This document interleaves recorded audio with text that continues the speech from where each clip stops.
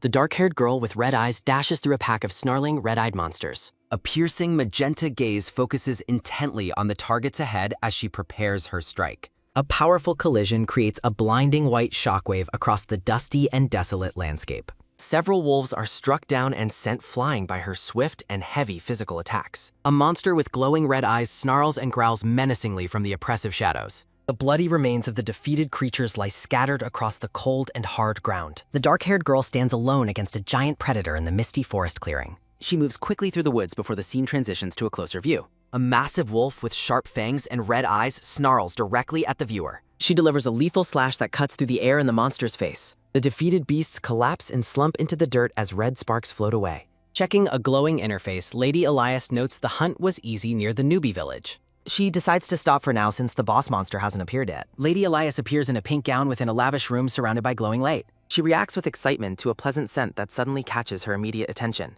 Sitting in a luxurious chair, Lady Elias enjoys tea and cookies in her private quarters. Lady Elias praises the quality of Aneth's cookies while an off-screen voice asks for permission to enter. Aneth bursts inside and excitedly asks if Lady Elias knows about the Emperor's visit to the garden. Lady Elias sighs and asks Aneth why she is making such a big fuss about things. Lady Elias asks if all were summoned. Aneth explains ministers urged him to visit his concubines. Aneth reports others are dressing up to impress him, while Lady Elias remains entirely uninterested. Lady Elias wants only essential updates, but Aneth notes he hasn't visited in 2 years. Lady Elias inquires about the number of attendees, and Aneth estimates that 48 ladies will go. Lady Elias asks how many have his favor. Aneth names Lady Phaela Rose and Lady Hartbarrel. Aneth pauses as she considers the implications of the few ladies who hold his favor. A radiant and determined aura surrounds Lady Elias as she stares ahead with confidence. Aneth hesitantly estimates only about 10 beauties might truly catch the distant Emperor's specific eye. Lady Elias believes the uninterested Emperor won't pick her and accepts her life of solitude.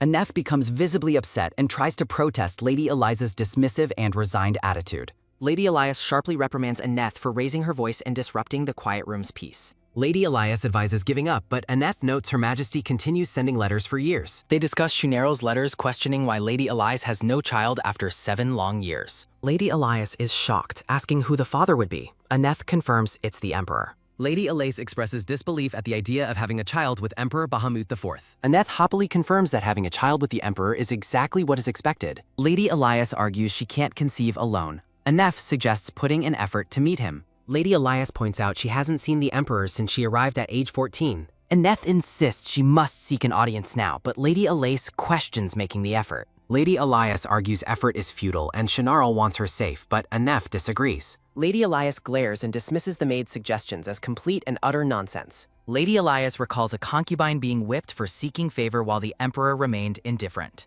Lady Elias claims favored ladies become arrogant, while Aneth weakly tries to counter her point. Lady Elias flops onto her bed, declaring it is better to stay safe in her home. As they wrestle over the bedding, Aneth insists Lady Elias seeks advancement, while Elias dismisses herself as a mere political hostage. Well, that's one way to win a blanket tug-of-war. Rising up, Lady Elias forcefully declares she has no intention of sleeping with the Emperor. Aneth blushes and reacts with embarrassment to Lady Elias's very frank and blunt emotional outburst. Lady Elias declares she'll find a lover instead.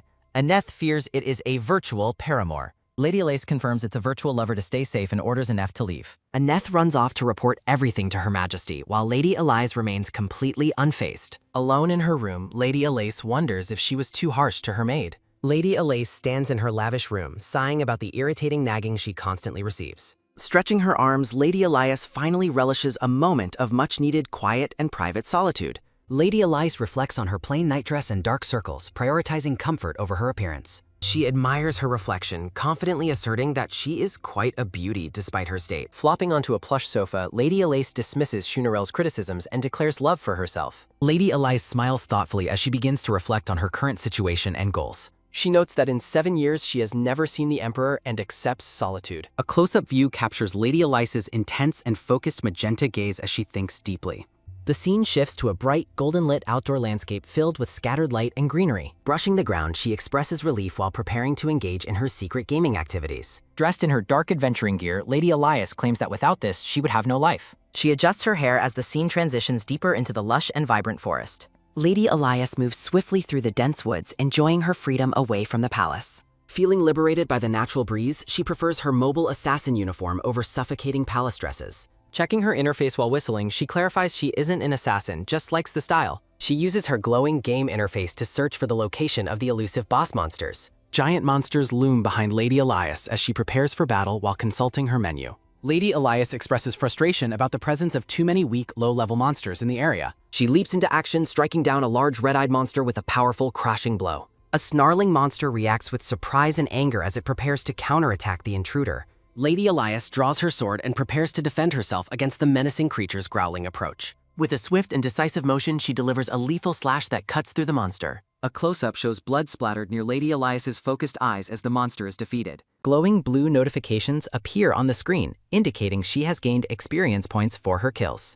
Observing the defeated beasts, she concludes there were intermediary boss mobs but ignores their low levels. A large red notification displays a loss of 100 points, signaling an unexpected penalty. Lady Elias reacts with shock and embarrassment, realizing she made a mistake during the recent combat. She laments losing control of her strength and receiving a penalty for the destruction of nature. Checking her stats, she grumbles about the spooky area near the newbie village being nearly worthless. Lady Elias ponders the boss's appearance and checks her inventory for Master of the Thicket's fur. She points to her inventory interface, noting she has collected 5 pieces of thicket fur already. Excitedly checking the screen, Lady Elias notes she only needs 5 more kills to finish. A narration box explains that a specific boss monster appears only once every single day. She notes high-level users know her location while the scene shows various silhouetted adventurer characters. Rubbing her chin, Lady Elias wonders why the boss hasn't shown up at the expected time. A beam of light descends from the sky as Lady Elias activates a special summoning ability. A massive blue bird with a harness appears, flapping its wings and squawking loudly in the forest. Lady Elias affectionately pats the giant bird, praising the creature she calls Squawky for being good.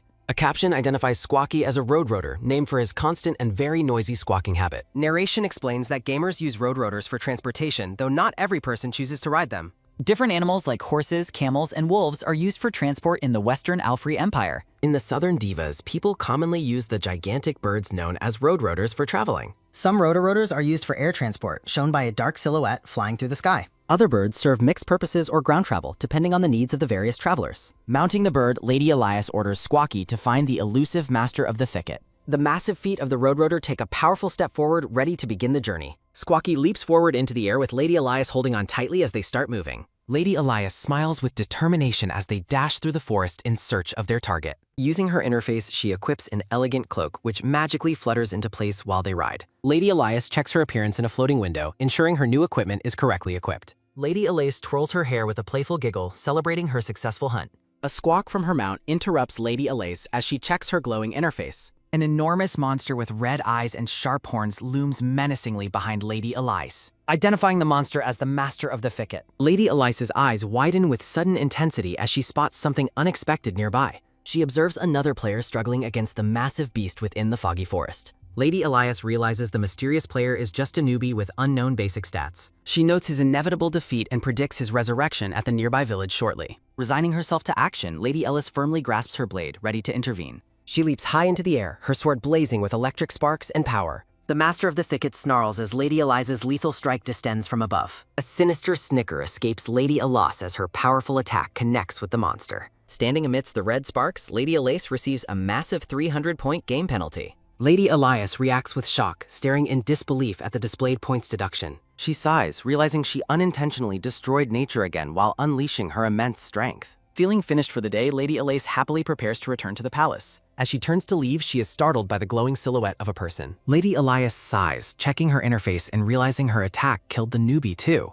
She decides she must check the player kill statistics to identify her accidental victim. Lady Elias reads the name Bahamut and finds the coincidence with the Emperor's name amusing. Chuckling, she muses that if he were truly the Emperor, she would be executed. Lady Elias finds it satisfying to kill a player sharing the name of her husband. She sits to wait for his resurrection, intending to return his lost equipment. Lady Elias reflects on realistic character appearances and summons a pet to pass the time. A small gray wolf pup appears and begins scratching itself in the forest clearing. Lady Elias affectionately pets the pup, encouraging the little creature to grow fast. She gives a command to sit, and the small wolf pup looks up obediently. Lady Elias praises the pup for being a good boy as it pants happily. She shakes a small twig, challenging the playful wolf pup to fetch the object. The pup fetches the twig, naps, and then gets distracted by a green frog. Lady Elias yells for the pup to return as a figure approaches behind her. A tall blonde man looms over the seated Lady Elias and calls for her attention. Lady Elias turns and is immediately stunned by the handsome appearance of the newcomer. The blonde man trembles with rage, his intense blue eyes fixed on Lady Elias. The two stand in silence within the sunlit forest, the atmosphere thick with tension. The blonde man asks if she is Elias, and she finds his voice quite attractive. Lady Elias finds his lack of greeting rude and considers discarding his pants. She turns her body fully, sizing up the newcomer with a mixture of curiosity. Lady Elias stares intently at the blonde man, her magenta eyes sparkling with interest. The blonde man twitches with annoyance as he confirms his identity to the staring woman. Lady Elias notes his impressive height and finds his stunning looks almost impossible to believe. She wonders where he came from, questioning if he arrived from another version of Earth. Lady Elias admires his appearance, internally labeling the mysterious blonde man a true heartthrob. Her eyes fill with a fiery determination to secure herself a virtual paramour immediately. Lady Elias deviously plots to make him her lover while the man looks confused. The man is wearing a standard adventurer's top, confirming his status as a beginner. Behind the foliage, it is revealed that the man is currently missing his pants. Lady Elias, She sighs, noting he looks even more stunning despite his ridiculous and embarrassing state. The blonde man sighs in frustration, calling her rude for scanning him so intensely. Lady Elias playfully apologizes for the accidental kill, noting player killing happens often here. She giggles and suggests that taking the game too seriously prevents one from enjoying it. The blonde man slumps in deep frustration while remaining in his current embarrassing state. Her heart beats faster as she continues to admire the blonde man's handsome facial features. Lady Elias ponders what specific actions she must take to successfully steal his heart. She reflects on the fleeting nature of virtual relationships, which often lack real-world substance. Snapping back to the present, she looks at the blonde man with renewed excitement. She admits to herself that no one could possibly resist such a good-looking man. With a determined grin, Lady Elias makes up her mind to pursue the handsome newcomer. They stand facing each other, their positions in the game world forming a stark contrast. Lady Elias feels anxious, worried she has forgotten how to flirt after living in seclusion. A memory of a grand palace ballroom surfaces, where voices call out her name. Men at a palace party admire her beauty, calling her exquisite and lovely in flashback. A close-up captures her dark hair fluttering elegantly as she remembers her past social life. She recalls being approached by countless noble gentlemen who constantly praised her immense beauty. Back in the forest, she glances at the blonde man to test her charm. Deciding on her first move, Lady Elias offers him a very wide and charming smile. Noticing his lack of response, she immediately decides to proceed with the next step, flattery. She tells the blonde man he is cute and good-looking, testing his reaction. The blonde man reacts with a cold and unimpressed gaze that surprises the confident woman. She is confused by his lack of interest and wonders what is going wrong. Lady Elias tries a different approach, boldly calling him sexy and manly with a grin. She asks him to clarify his origins, wondering if he is from Davis or Earth. The blonde man reaches his hand out toward her with a very serious expression. Lady Elias pauses, wondering if the man is simply asking for his missing pants back. He demands she answer him while she hides his clothing behind her back playfully. He bluntly tells her to return his pants as he holds out his gloved hand. Lady Elias refuses to return the item until he tells her about his true origins. Losing his patience, the blonde man draws a sword and prepares for a real fight. A close-up shows the blonde man clutching his weapon as Lady Elias watches him. Lady Elias mocks his chances, claiming he cannot win against her even with a sword. He scoffs and claims that as a man he can win, demanding she return the item before he does real damage. She stares into his intense blue eyes, thinking he is much too proud and shameless. Lady Elias reflects that raw experience is far more valuable than basic combat skills. She waves her hand dismissively, labeling him ignorant of the rules of virtual reality. The blonde man sharply tells her to be quiet as he prepares to strike. He readies his sword with a determined look, his pose appearing practiced and very heroic. Lady Elias is internally impressed by his stance, finding it better than other players. She lifts his missing pants high into the air, continuing her lighthearted and playful teasing. Noticing how serious he is, Lady Elias realizes she wants to tease him even more. He questions her choice to fight weaponless, but refuses to attack an unarmed woman. Amused by his gentlemanly behavior, she tells him there is no need for any weapons. Lady Elias beckons him forward with a playful gesture, challenging him to start the fight. The blonde man steps forward, calling her an impossible woman as he accepts the duel. He suddenly dashes forward with speed, claiming he has killed bears with bare hands. She dodges his attack while mocking him, claiming his sword wouldn't help him heiwe. He grits his teeth in shock when his attack misses its target completely. Lady Elias smirks with confidence, enjoying the thrill of the fight in the bright forest. She taps him lightly on the head, instantly depleting his remaining health points. A dead notification appears as the blonde man slumps back to the ground. Lady Elias looks toward the side with a sheepish grin while she says, "Oops," playfully. Lady Elias stands over the fallen blonde man and admits she killed him completely by accident. Lady Elias crouches beside the unconscious man and mentions his pants cannot be returned quite yet. Lady Elias decides to hold on to the man's pants so they do not disappear.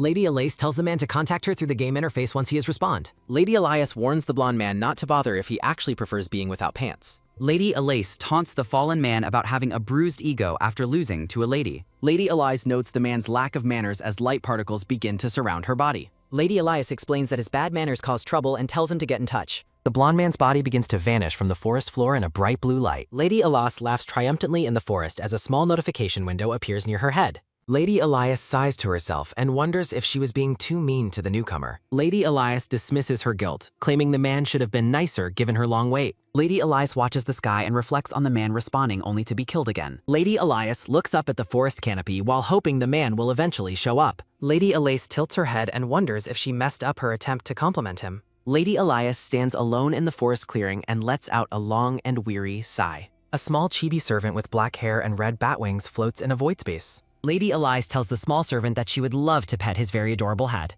The small servant looks skeptical as Lady Elias reaches out her hand toward his tiny body. Lady Elias asks for the library location and the servant identifies the closest branch in Davis. The servant describes the long journey, so Lady Elias asks for a local library instead.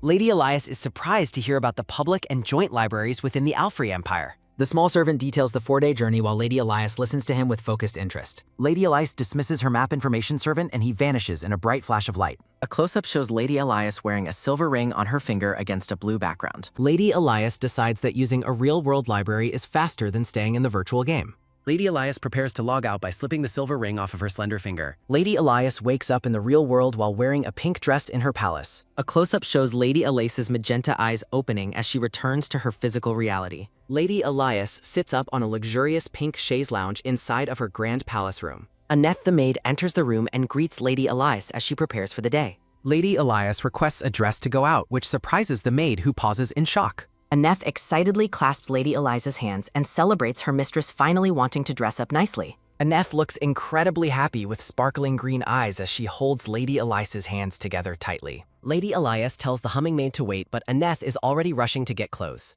Lady Elias tries to stop the maid, but Annette has already slammed the door shut behind her. Lady Eliza's voice complains about being squeezed while the scene shifts to the palace's grand exterior. Annette admires Lady Elias in a new outfit while Lady Elias looks at herself in confusion. Lady Elias blushes in a red and yellow dress, feeling embarrassed by the very fancy attire. Lady Elias protests the outfit, but Annette insists it is necessary to attract a handsome man. Annette combs Lady Elias's hair and claims her accessories are better than virtual items from games. Lady Elias defends the utility of magic items while Annette promotes gaining the king's royal favor. Annette suggests bringing a virtual masterpiece back into reality while she brushes Lady Eliza's long hair. Lady Elias sighs as Annette notes her failure to reach the named player level in-game. Lady Elias defends her gaming obsession while Annette encourages her to focus on their actual reality. Lady Elias asks about the garden escort, but Annette explains only the king's ladies are invited. Annette continues brushing Lady Elias's hair and explains the event is kept small for the king. Lady Elias beams with a knowing smile, finding the news about the restricted guest list fortunate. Annette giggles while Lady Elias realizes a mistress is trying to prevent others from meeting him. Annette warns Lady Ellis that Lady Pharaohs is notorious for her intense and ample jealousy. Annette continues grooming Lady Elias while advising her to keep their plans strictly to themselves. Lady Elias grows annoyed and tells the maid to finish after brushing her hair endlessly. Annette excitedly finishes the styling and compliments Lady Elias on her absolutely stunning and elegant appearance. Looking at her reflection, Lady Elias internally laments that she looks completely ridiculous in her dress. Annette remains cheerful, planning to write to the queen while her mistress visits the back garden. Lady Elias sneaks away with a cheeky grin, telling Annette to enjoy writing her formal letter. Annette waves a friendly goodbye and innocently wishes Lady Elias a very pleasant time outside. Lady Elias slips out the door, determined to avoid getting caught while Annette is busy. Stepping into the courtyard, Lady Elias shields her eyes from the nearly blinding and intense glare. She notes it is a perfect day for the King's Walk despite her lack of attendance. Lady Elias considers the possibility of a picnic in the garden of the detached palace later. She sighs to herself, wishing she were riding a horse instead of wearing such heavy clothes. A close-up captures Lady Elias's magenta eyes as she suddenly notices something unusual in the area. Lady Elias stops and looks toward the large palace gate, observing the complete silence of the garden. Turning around, Lady Elias questions the total absence of any other concubines past the palace gates. She searches the surrounding greenery but finds that there is absolutely nobody else around the path. A sharp close-up shows Lady Elias casting a suspicious glance as she senses a hidden presence nearby. A red-headed man lounging on a tree branch startles her with a very casual, unexpected greeting. The red-haired man mocks her, assuming she is a miserable concubine stuck in a palace corner. Angered by the stranger's rudeness, Lady Elise looks up at the man sitting on the branch. The man continues his insults, labeling her a lonely concubine trapped in the outskirts of the palace. Lady Elise is visibly offended and wonders about the identity of the incredibly rude, arrogant man. She glares intensely at the red-haired stranger, clearly displeased by his dismissive and disrespectful attitude. A detail of his attire reveals a high-quality outfit with a large, ornate red gemstone brooch. The red-haired man with chiseled features offers a confident and smug smile from his tree perch. A close-up shows a longsword with an elaborately decorated handle hanging from the man's leather belt. Lady Elise performs a formal curtsy, catching the red-haired man off guard with her sudden politeness. She maintains a graceful bow amidst the roses, demonstrating her high social standing despite his previous drops. The red-haired man looks confused and surprised by her polite response to his verbal insults. He repeats his assumption that she is a sad, deserted concubine, while she remains silent and composed. The man lands gracefully on the path and notes that her graceful introduction is very unusual. Lady Elise notes that he is not a knight, yet carries a sword within the palace walls. She concludes that the stranger must have obtained the king's special approval to be armed here. The red-haired man is impressed by her keen observation skills and sharp eye for specific details. Lady Elise internally credits her virtual game experience for her ability to scrutinize and identify details.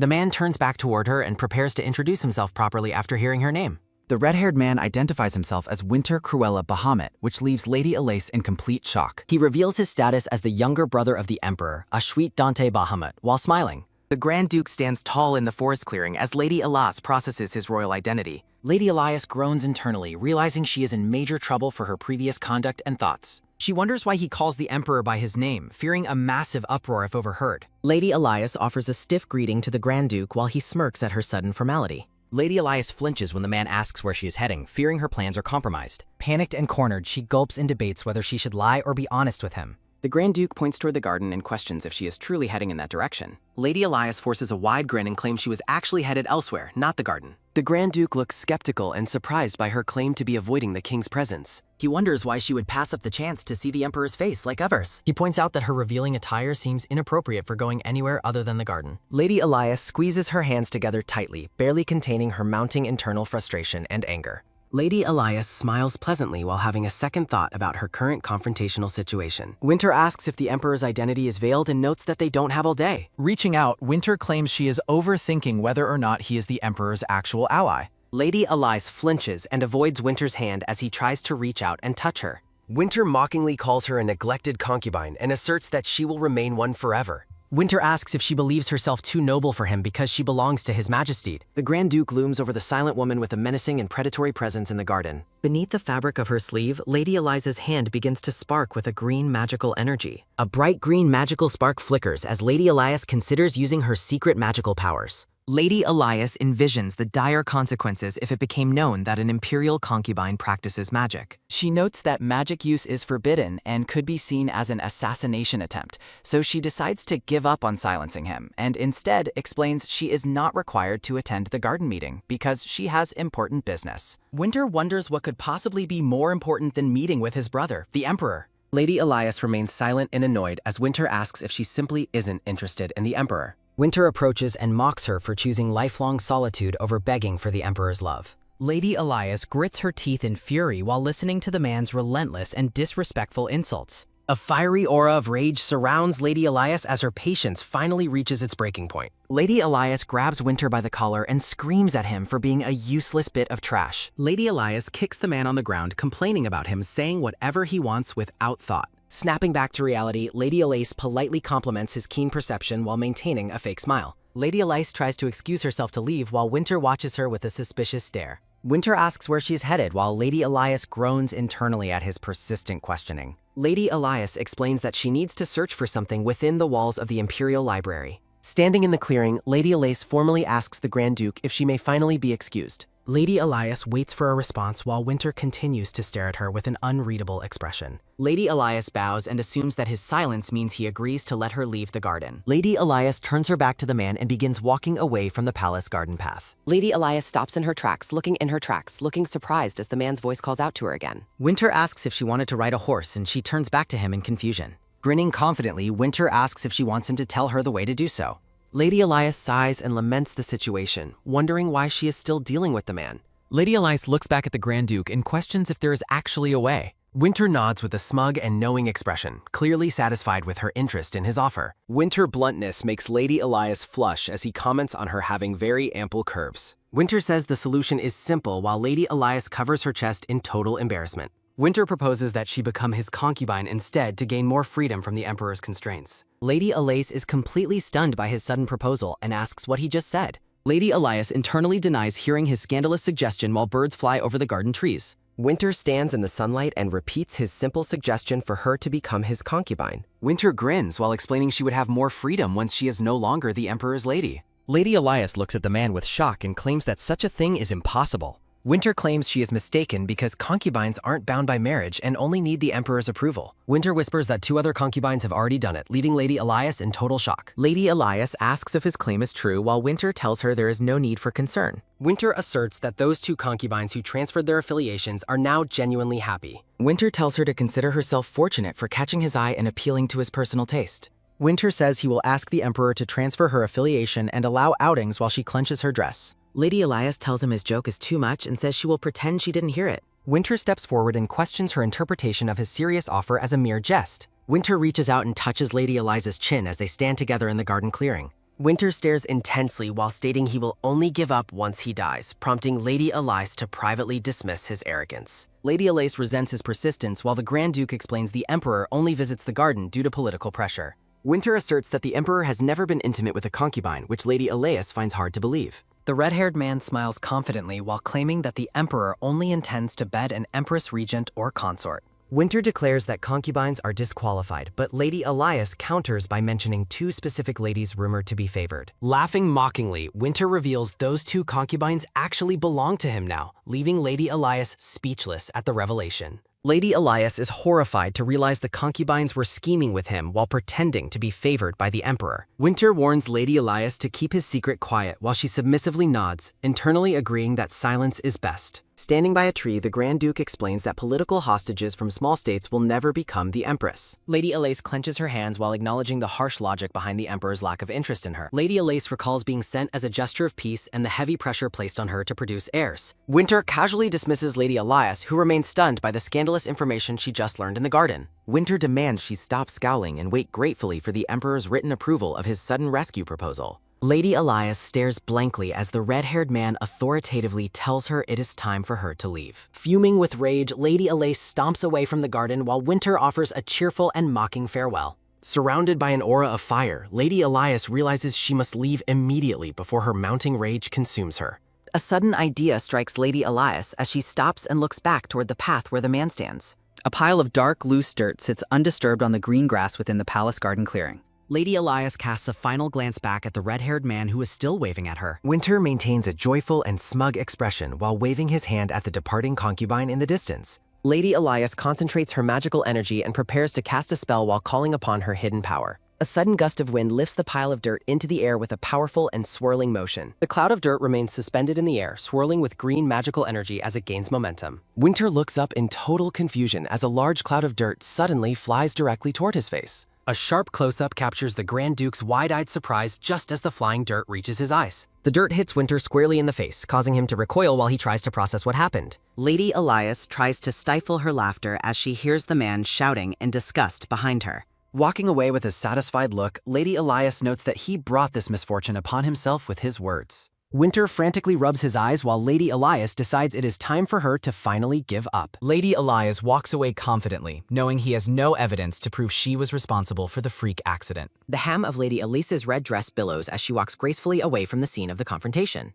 Lady Elias reflects that her magic is too weak for combat, otherwise she would have been used as a soldier. She recalls her lonely struggle to learn magic using only basic guides without a proper instructor or enough materials. Green magical sparks swirl around her hand as she acknowledges that her minor magic still has its practical benefits. Lady Elias remembers using her magic to provide a pleasant shoulder massage for her sister in the past. A final thought reflects on her wasted potential despite the practical and versatile nature of wind elemental magic. The grand and imposing white facade of the Imperial Library stands tall under a clear and bright sky. Lady Elias enters the library and finds the massive room to be much quieter than she had initially expected. Browsing the tall bookshelves, Lady Elias searches for new arrivals and selects a specific teal-colored book to read. Lady Elias is delighted to find a book by a famous player, hoping it contains clues for a new quest. She whistles to herself while walking to a table, deciding that traditional ways to charm men are no longer important. Lady Elias opens the book to reveal complex geometric magic circles and pages filled with ancient runic text. She reacts with intense shock upon finding a clue about how a high-ranking player achieved an incredible level. Other library visitors glare and shush Lady Elias after she accidentally makes too much noise in her excitement. Lady Elias tries to compose herself and begins reading the book's detailed introduction regarding different character levels. The text describes the physical, magic, and healing domains and how they relate to specific combat and utility skills. The book further explains the living and charisma domains, which focus on survival needs and area-wide leadership. Lady Elias looks bored and dismisses the information as too basic, wondering if the book is intended for beginners. Fuming with impatience, she flips through the pages rapidly, desperate to find the secret to reaching level 100. Lady Elias suddenly looks up from her book with a startled expression as someone approaches her in the library. Lady Elias is annoyed that the man sat next to her despite empty seats, breaking her concentration. She considers expressing her extreme discomfort to force the man to leave her alone. Lady Elias gasps in genuine surprise as her eyes sparkle with sudden excitement.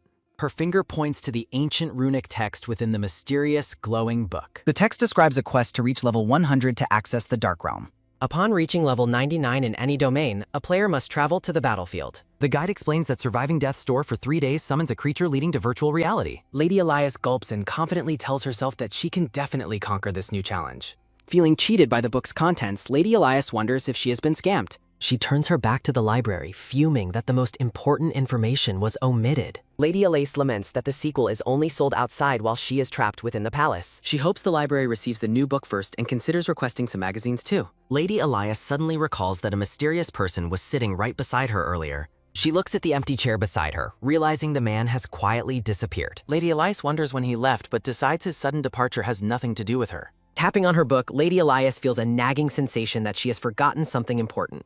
She jumps up suddenly, shouting that she was supposed to be learning how to charm men. The other library visitors glare at her and gesture for silence after her loud outburst. The afternoon sun shines over the red domes and white walls of the Imperial Palace. Lady Elias returns to her room carrying a bright pink book and sighing with exhaustion. Lady Elias wears a mischievous and sneaky grin as she prepares to greet her maid. Aneth stands with a worried expression and dabs her eyes with a blue handkerchief. Aneth pulls her into a sudden embrace, sobbing about her misfortune while Lady Elias looks confused. Aneth apologizes for tiring her out since the Emperor could not attend their scheduled meeting. Aneth weeps over Lady Elias's supposed disappointment while the lady realizes she missed the cancellation news. Realizing her mistake, Lady Elias panics while Aneth stops crying to eye her with suspicion. Lady Elias laughs nervously and tries to suggest eating since the Emperor did not show up. Aneth looms with a dark and menacing aura while asking if she skipped the garden visit. Lady Elias tries to sneak away while the suspicious maid demands to know where she went. Aneth shouts in anger after seeing the book Lady Elias brought back from the library. A sharp close-up captures Aneth's intense and judging glare directed at the wayward lady. Acting cute, Lady Elias shows off her new guide for captivating a man's heart. Aneth scolds her for breaking her promise, while Lady Elias argues the Emperor is a man. Aneth looks completely drained of life as she processes her lady's ridiculous explanation. A delicious spread of soup, bread, and steak sits ready on the dining table. Lady Elias invites Aneth to sit down and enjoy the meal together. While eating, Lady Elias asks how Aneth discovered that the Emperor had canceled his visit. Aneth explains she received an official notice and consulted another maid for more details. Aneth mentions that the ladies-in-waiting were gossiping while Lady Elias questions her information sources. Lady Elias wonders how Aneth stays informed despite their palace being in such a remote location. Aneth says she talks to a maid from a nearby palace while Lady Elias asks for details. Aneth reveals the Emperor was busy, became suddenly angry, and left the garden area. Lady Elias asks about the other concubines while Aneth explains his absence caused quite a stir. Aneth reports that the other ladies were very upset, even crying over the canceled meeting. Aneth continues to worry about her, prompting Lady Elias to search for a way to stop the nagging. Lady Elias praises the bread for being soft and chewy to distract her maid. She concentrates intensely on the food, hoping this redirection will successfully change the subject. Aneth glares silently, causing Lady Elias to worry if her distraction tactic was too obvious. Aneth glows with pride while revealing she baked the bread using a brand new recipe. Lady Elias compliments the combination of bread and soup while Aneth happily offers to bake more. A stream of warm, dark tea is poured into a blue and gold porcelain teacup. Aneth brings Lady Elias some black tea, and the lady expresses her sincere gratitude. Aneth expresses sudden alarm at hearing a knock on their door late at night. While Aneth goes to check the door, Lady Elias waits and calmly sips her tea. Lady Elias looks on in quiet curiosity as the heavy door creaks open for the visitor. Aneth returns carrying 2 large gift boxes and explains that they are for Lady Elias. Lady Elias is confused by the delivery, but Aneth notes they appear to be garment boxes. Lady Elias asks her maid if she has any idea why these gifts were set. Lady Elias instructs Aneth to open the mysterious boxes while she continues to enjoy her tea. Aneth gasps in shock as she begins to uncover the contents of the first gift box. Aneth excitedly displays a purple garment, causing Lady Elias to choke and spit out her tea. Aneth finds accessories while Lady Elias is horrified by the extremely deep v-neck of the dress. Aneth catches sight of something else in the box and stares with wide-eyed surprise.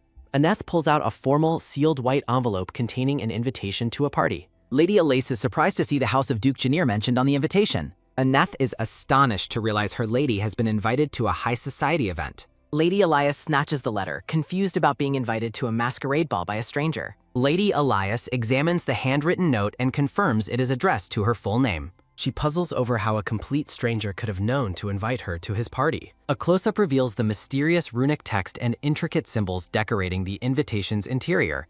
Lady Elias notes the strangeness of the invitation, while Aneth argues the sender must know her. Aneth suggests Duke Janir might have heard of her through the Imperial Chamberlains. Lady Elias dismisses the theory, noting that even the Emperor knows very little about her. Lady Elias touches her chin in deep thought as she ponders the mystery of the sender. Lady Elias asks Aneth to utilize the Ladies-in-Waiting network to find more information. She orders Aneth to investigate Duke Janir's party while keeping their inquiry a complete secret. Aneth questions the need for secrecy, looking slightly worried about the clandestine nature of the task. Lady Elias explains that other concubines might be jealous and sends Aneth off to gather intel. Lady Elias sips her tea in silence, her mind racing with questions about the gifts. The luxurious high-heeled shoes and feathered masquerade mask remain displayed within their gift boxes. Lady Elias notes the high cost and luxurious nature of the purple silk satin dress. She realizes a startling detail about the garment's design as she inspects it more closely. The text confirms that the dress is designed to fully reveal the wearer's cleavage. Lady Elias admits the dress is beautiful, but confesses she dislikes such revealing styles. A sudden realization causes Lady Elias to pause her tea drinking as a new theory emerges. She suspects that the Grand Duke sent the gifts using Duke Janir as a friend. Groaning with frustration, Lady Elias acknowledges that her gut feeling points directly to him. She sets her teacup down with a final clack, finished with her late-night deliberations. Lady Elias decides to wait for Aneth's information before jumping to any more conclusions. The Grand Imperial Palace stands tall against the bright sky as a new day begins. Lady Elias slides a silver ring onto her finger, signaling the start of her work. A swirl of magical energy transforms Lady Elias into a white dress as she prepares for battle. Interacting with a blue holographic screen, Lady Elias notes that her contact is still online. Standing in a forest, Lady Elias sparks blue magical energy while fuming about being ordered around. She considers the humiliation her target would face if forced to roam a village naked. A sharp close-up captures Lady Elias's intense focus as she continues her secret mission. The scene shifts to the clear blue sky, marking a transition in her journey. Lady Elias arrives at the fortified wooden gate of a rustic, peaceful mountain village. A brown-haired man at the gate offers a friendly greeting to the new arrival. The militia soldier identifies Lady Elias as a seasoned warrior and begins to ask for help. The militia soldier asks Lady Elias to help keep the village safe, but she finds the request bothersome.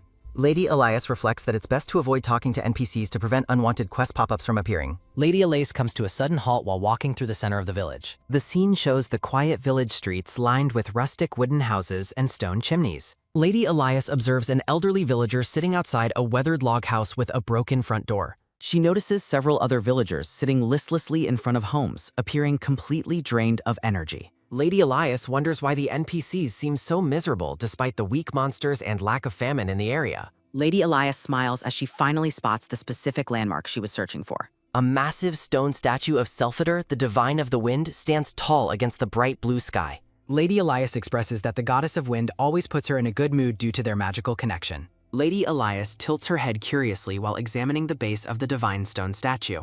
The view shifts to the back of a building where several wooden barrels are stacked near a doorway. Lady Elias approaches the entrance of a building while repeating the number 1111 to herself. Inside a tavern, several men try to guess a room password while the innkeeper rejects their incorrect attempts. Watching from a distance, Lady Elias wonders if the men are playing a game while they lament another failure. The innkeeper tells the frustrated men that they cannot enter the recently created room without the correct password. One of the men slams his fist on the counter, regretful that they didn't catch their quick-witted target earlier. Lady Elias leans over the counter and whispers the correct password to the innkeeper while the men continue plotting. The innkeeper remains silent and stoic as he processes the secret number whispered by the lady. Suddenly beaming with joy, the innkeeper welcomes Lady Elias as the expected guest and offers to lead her. The floorboards creak as the innkeeper guides Lady Elias toward a private room in the back of the building. Lady Elias slips through the doorway, leaving the innkeeper behind as she enters the secluded room. A shirtless, muscular man sitting on the bed looks up and notes that Lady Elias has finally arrived.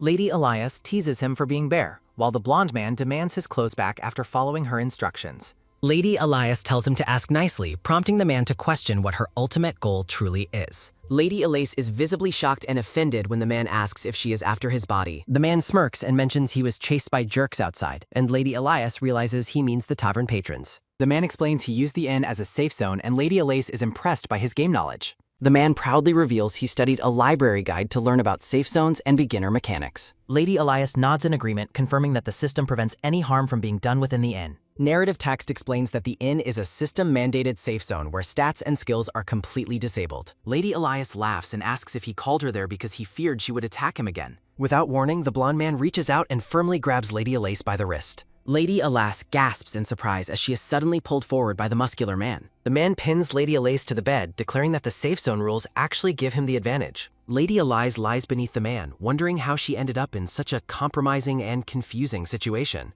The scene lingers on the two of them on the bed as Lady Elias processes the sudden turn of events. Lady Elias looks up at the man with wide, bewildered eyes as she realizes her predicament. The blonde man looks down at her with a confident and mischievous grin. The two stare at each other in silence, their faces only inches apart in the dimly lit room. The man reminds Lady Elias that she previously described him as cute, good-looking, and very manly. He suggests that she orchestrated this meeting because she secretly wanted to be in this exact position. Lady Elias turns her head away and flushes deep red while loudly protesting his ridiculous assumption. The man mocks her for losing her confidence and blushing as he moves closer for a kiss. Panicked, Lady Elias asks if he is actually serious about kissing her right now. The man says kissing is a small price to pay to get his clothes back since she finds him sexy. The man reveals he is from Davis and questions why she spoke to him like a nobleman courting a lady. Lady Elias admits she knows nothing about men, but hoped to find a lover within the virtual reality world. She stammers that running into him was a total accident and she wasn't thinking clearly at the time. The blonde man looks stunned as he asks if she really didn't know who he was when she approached him. Lady Elias is momentarily speechless as she stares up in absolute bewilderment. The blonde man narrows his eyes, questioning why she would even care about his true identity.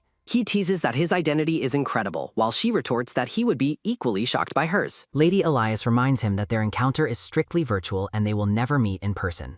Trapped in a symbolic birdcage, Lady Elias reflects on her obligation to remain within the Imperial Palace Annex. She notes the man wouldn't stand a chance against the Emperor while admitting he is her type. Staring into the distance, Lady Elias wonders why her pride feels so strangely wounded. The muscular man remains silent, his expression unreadable as he looks down at the lady. He questions her certainty about never meeting, but she dismisses it as none of his concern. Pinning her down once more, the man reiterates that this connection exists only in virtual reality. A visible gulp escapes Lady Elias as she finds herself flustered by the man's intense proximity. Struck by his sheer beauty, she listens as he suggests they begin their virtual courtship immediately. Panicking as he leans in, she protests that she only wanted courtship, not to move this fast. Lady Elias notes his overwhelming strength as he firmly grips her wrists, making it impossible to move. She threatens him with pain, but he calmly reminds her that attacks are disabled in the safe zone. Reality sets in for Lady Elias as she realizes her situation has become genuinely dangerous. Her eyes widen in a close-up, the gravity of her compromised position weighing heavily upon her.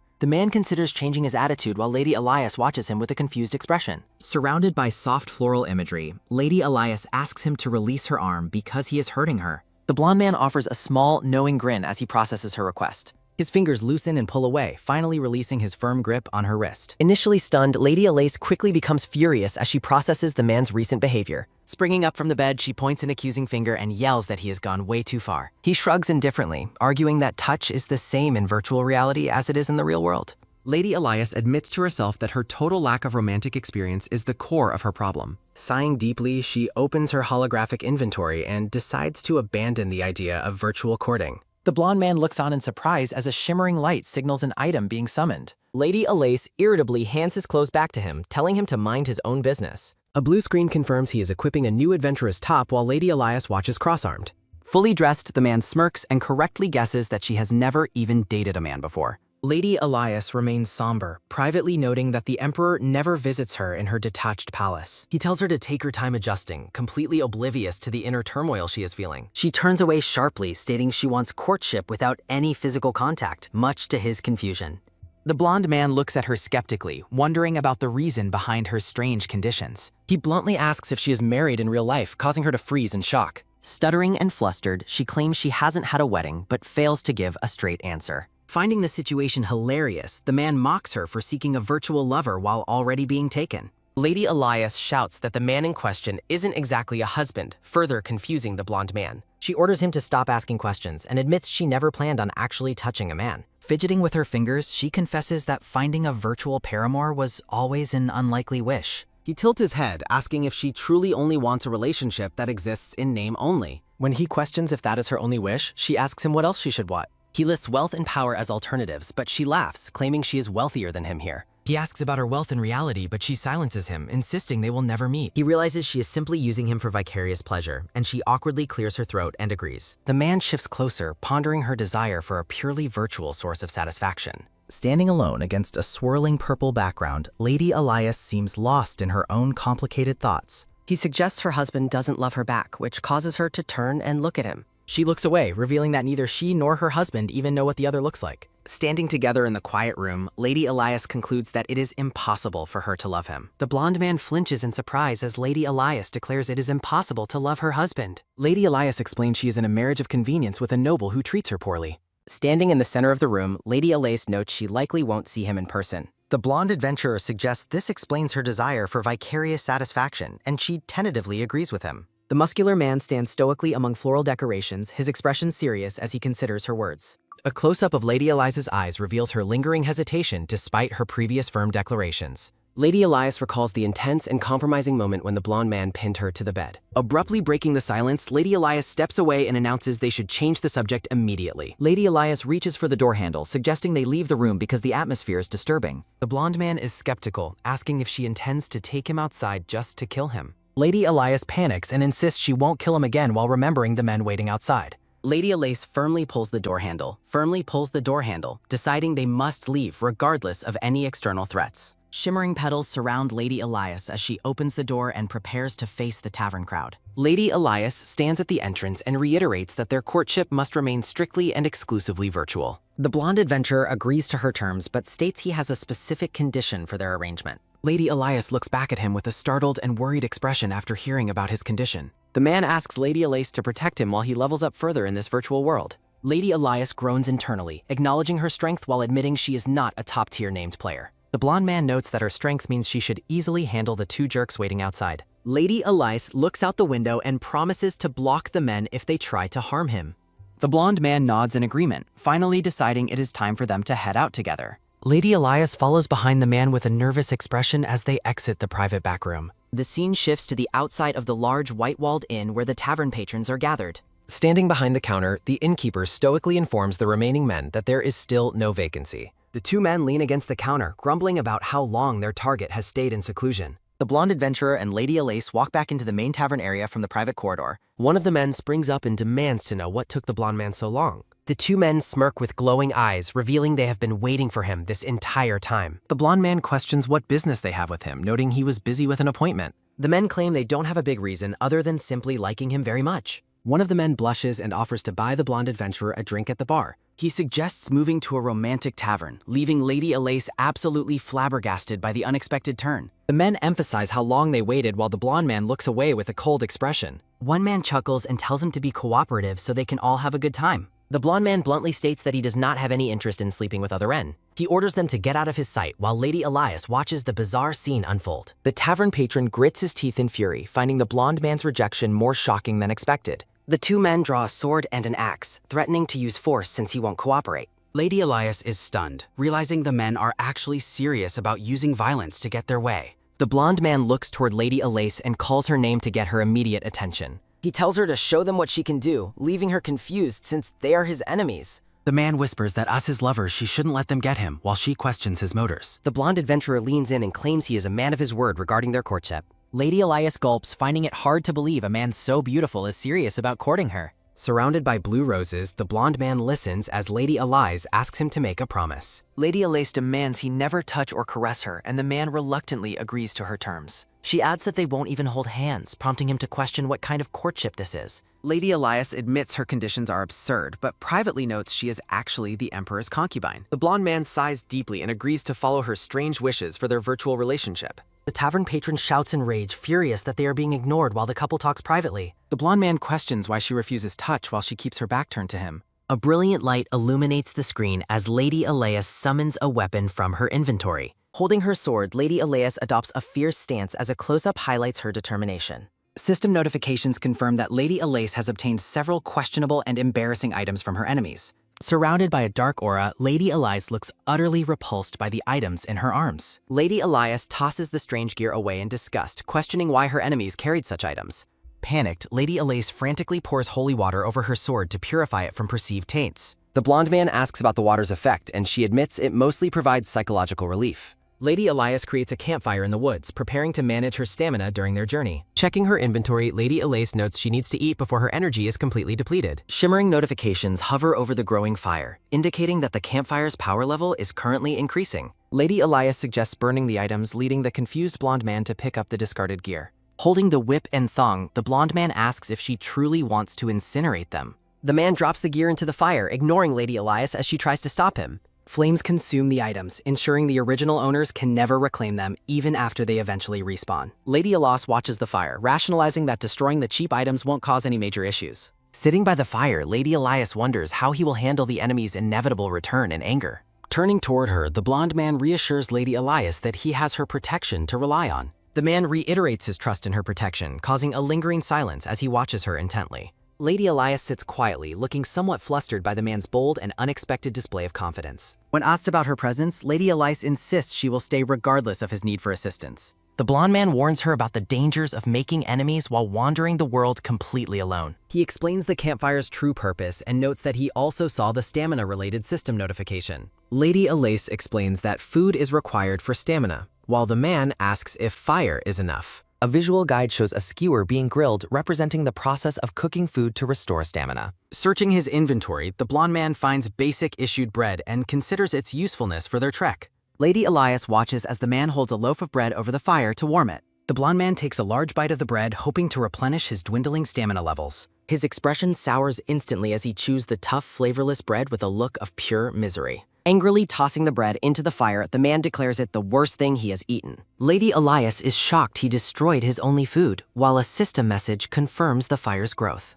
She argues that basic food is acceptable, but he insists the bread tastes exactly like chewing lead. A close-up of the blonde man highlights his realization that he has no other edible items left. The man asks about her stamina plan as Lady Elias brandishes a high-quality glowing meat skewer instead. Lady Elias gloats about the tasty skewer, noting it was difficult to obtain even for a veteran. Looking distressed, Lady Elias listens as the man bluntly demands that she give the skewer to him. Lady Elias scoots away defensively, shouting that the food was far too expensive to just give away. Smiling, Lady Elias argues that she cannot simply hand out valuable resources to just any random stranger. The blonde man offers a charming grin, reminding her that he is certainly not just some stranger. Looking down at the fire, he questions if their established relationship shouldn't count for something more meaningful. He explains that high-level players are the best companions for fast leveling according to the newbie guide. Stunned, Lady Elias asks where he learned that, and he reveals he read the official newbie manual. The man explains her previous advice motivated him to research the library before he recently respawned here.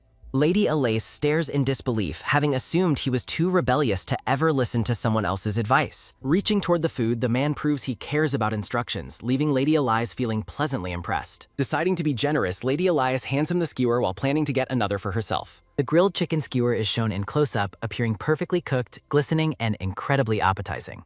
Lady Elias takes a bite of her own food, enjoying the taste while sitting by the fire. She reveals that one bite completely restored her stamina, surprising the man with her efficiency as a player. Lady Elias laughs at his confusion, explaining his shock is simply a result of being a total newbie. Lady Elias labels him a beginner. The blonde adventurer asks if his newbie status makes him easily satisfied. By the fire, Lady Elias explains that food affects stamina stats. The man asks about meat and medicinal plants. Confirming that meat and ginseng increase capacity, Lady Elias notes his error in burning the chicken skewer. Lady Elias explains that consumption capacity grows with levels while navigating a virtual party menu. Lady Elias offers to demonstrate fast leveling and sends a party invitation to the blonde adventurer. Explaining the controls, Lady Elias notes that Y confirms and N rejects choices on the interface. Bahamut asks about sharing quests, but Lady Elias declines due to his current low level. Lady Elias presses the confirm button to join the blonde adventurer Bahamut on his quest. A quest notice from a militia NPC tasks the player with defeating 10 monsters near the village. Lady Elias notes his rabbit hunting progress. Bahamut recounts encountering a thicket master and considers co-op.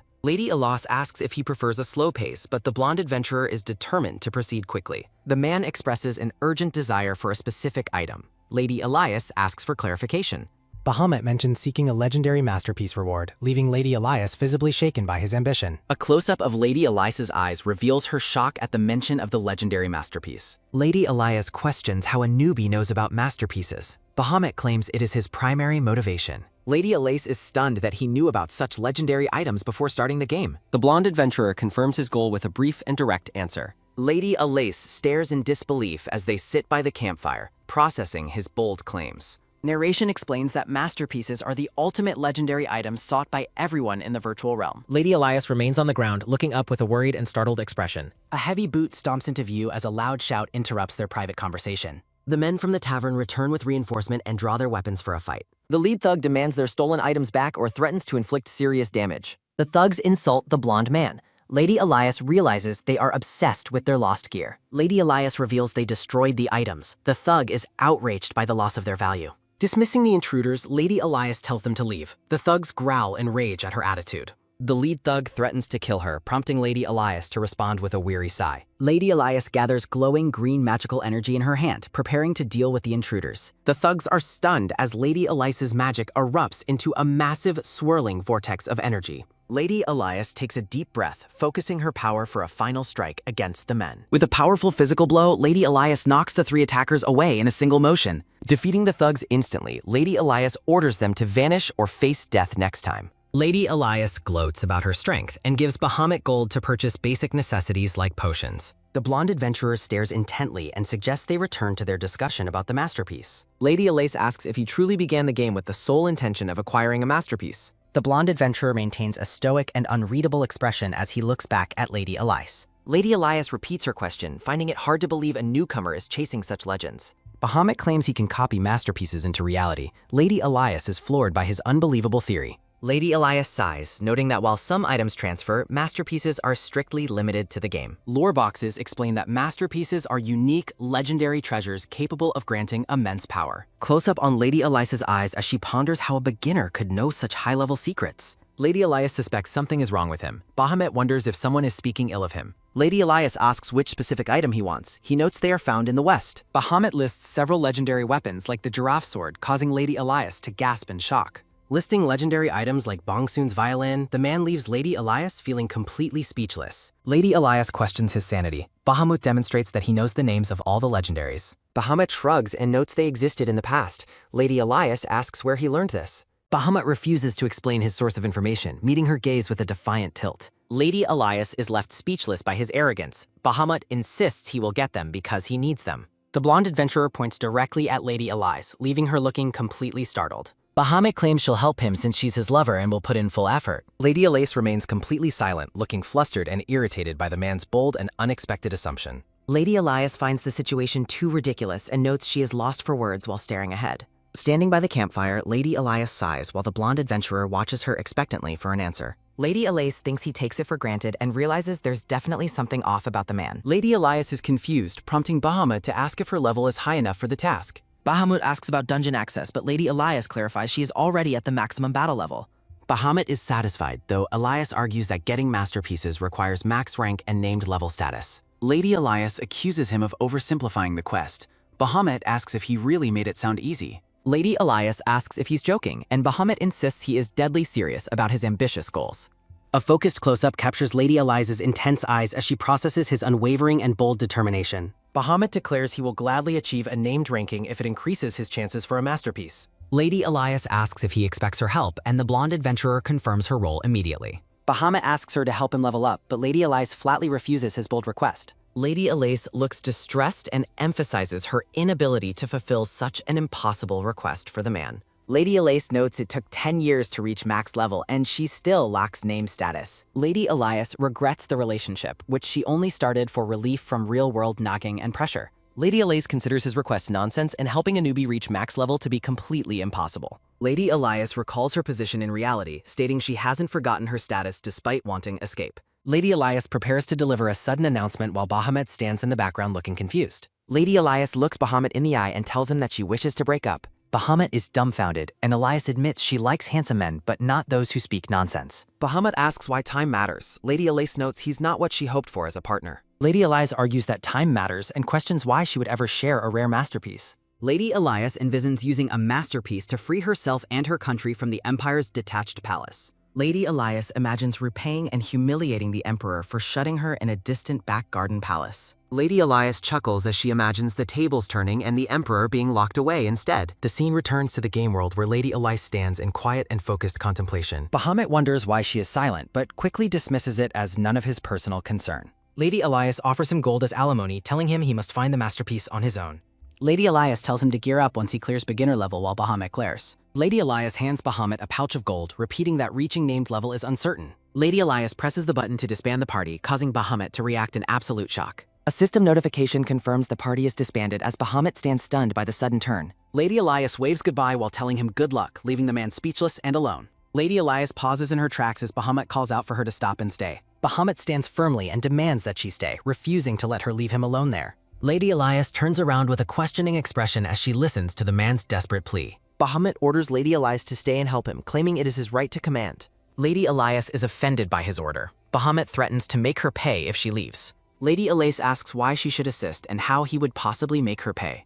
Bahamut grits his teeth, looking extremely frustrated by her refusal to obey his direct order. Bahamut threatens to find her in the real world, catching Lady Elias completely off guard. Lady Elias begins to snicker at the absurdity of a newbie finding her in her actual life. Lady Elias laughs hysterically, asking Bahamut how he could ever hope to track her down. Lady Elias mockingly promises him a reward while privately knowing he would be executed before arriving. Bahamut is depicted in a chibi style, grinding his teeth in pure frustration and silent rage. Lady Elias mockingly bids Mr. Newbie good luck as he shouts her name in desperation. Transitioning to reality, Lady Elias appears in an elegant gown, preparing to leave her virtual life. Lady Elias sighs in her room as a voice from outside the palace calls for her. The brown-haired maid excitedly announces that she has discovered some information regarding an upcoming party. Lady Elias is confused, prompting the maid to ask if she recalls her recent invitation. Mentioning the house of Duke Janir triggers a spark of recognition in Lady Elias's eyes. Lady Elias asks for findings while they both scan the room for any potential eavesdroppers. The maid leans in and whispers that a very small number of ladies were invited.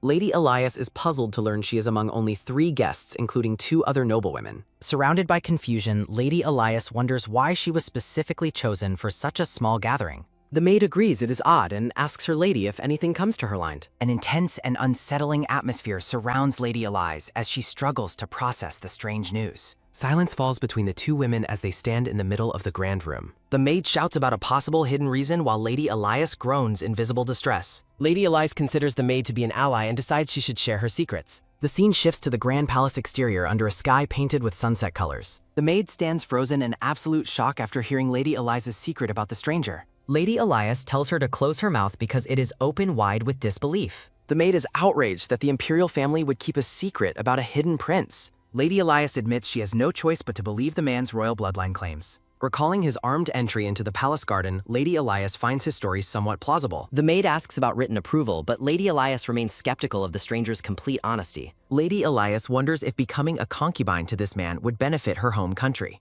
They discuss identifying the man at the masquerade, but Lady Elias notes the difficulty of masks. The maid realizes the dress the man sent was a marker to help him identify her. Lady Elias ponders the man's calculated move to ensure he could easily find her among guests. Lady Elias rises in anger, refusing to be treated like an object that can be taken. The maid warns that royal approval would make it impossible for her to decline the invitation. Both women stand in silence, overwhelmed by the anxiety of their complex and dangerous situation. Lady Elias flops back onto the sofa and groans about the worsening state of affairs. Focusing her gaze, Lady Elias mutters that the name Bahamut is becoming incredibly annoying to her. The maid frantically hushes her lady, warning her that using the Emperor's name is dangerous. The maid is horrified by the disrespect while Lady Elias laments her need for the masterpiece. Lady Elias wants a masterpiece to escape the Emperor and the newbie who shares his name. Sitting alone with her thoughts, Lady Elias appears completely drained by the pressure of two worlds. The maid watches nervously as Lady Elias slumps over, clearly overwhelmed by her reality.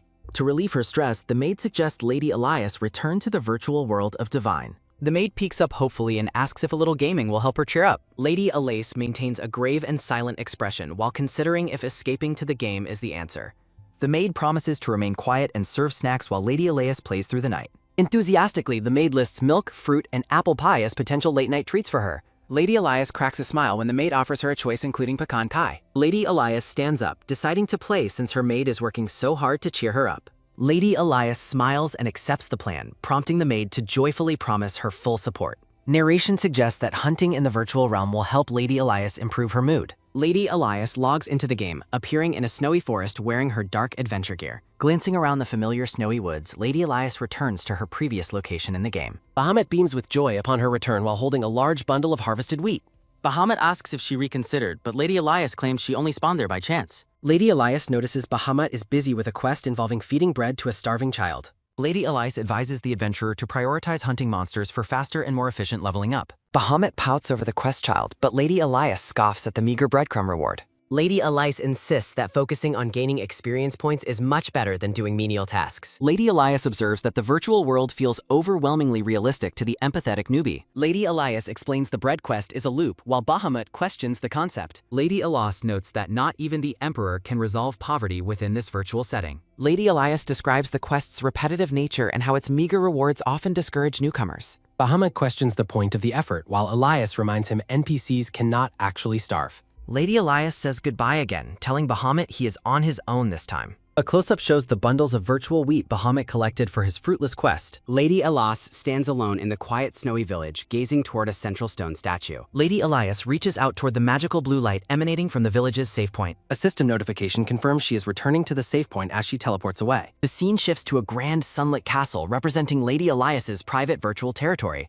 Lady Elias appears in her noble attire, looking over the balcony of her own castle. Narration reveals she recreated her childhood home as a luxurious virtual fief called Enthurl Kingdom. Lady Elias turns to greet a saluting soldier, asking for a report on her absence. The gray-haired soldier NPC salutes Lady Elias, maintaining order within her private virtual fief. Lady Elias asks about enemy intrusions while a combat quest notification appears for the outskirts. A quest window requests the Lord's power to aid knights against an escalating demon threat. Lady Elias taps the floating blue interface to accept the combat mission for her territory. A system notification from Bahamut asks where she went after her sudden and unexpected departure. Lady Elias scoffs at the message, clearly annoyed by the persistent and prying newbie. Bahamut's inquiry remains on the screen as Lady Elias chooses to ignore his unwelcome message. Lady Elias maintains her cold expression, refusing to respond to the man she just abandoned. Lady Elias reasons they won't meet again because Bahamut lacks the level for high-tier areas. Lady Elias blocks Bahamut through the friend menu, confirming her decision with a final press. Lady Elias walks alone through the snow toward her castle, putting the newbie out of mind. Lady Elias groans while recalling her past struggles as an adventurer before she became a traveler. Narration details the extreme difficulty and level penalties of the dangerous and lethal Dark Davis area. Lady Elias summons her mount, the Air Roadroader, to begin her exclusive Castle Lord event.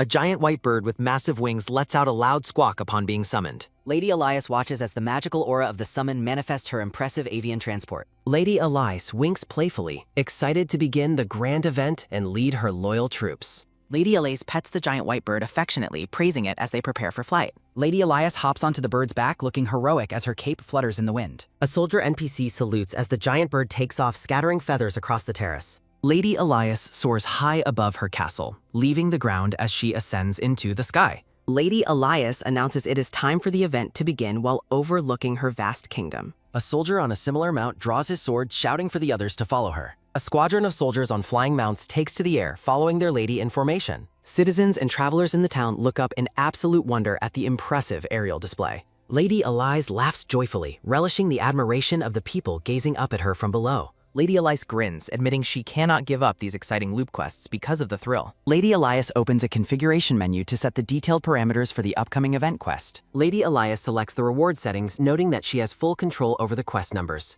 Narration explains that the City Pass is vital for travelers wanting to enter the Lord's area. A blue-haired man checks a scroll while a pouch of gold is exchanged for the pass. Lady Elias smiles, knowing the taxes and transactions from the pass benefit her as Castle Lord.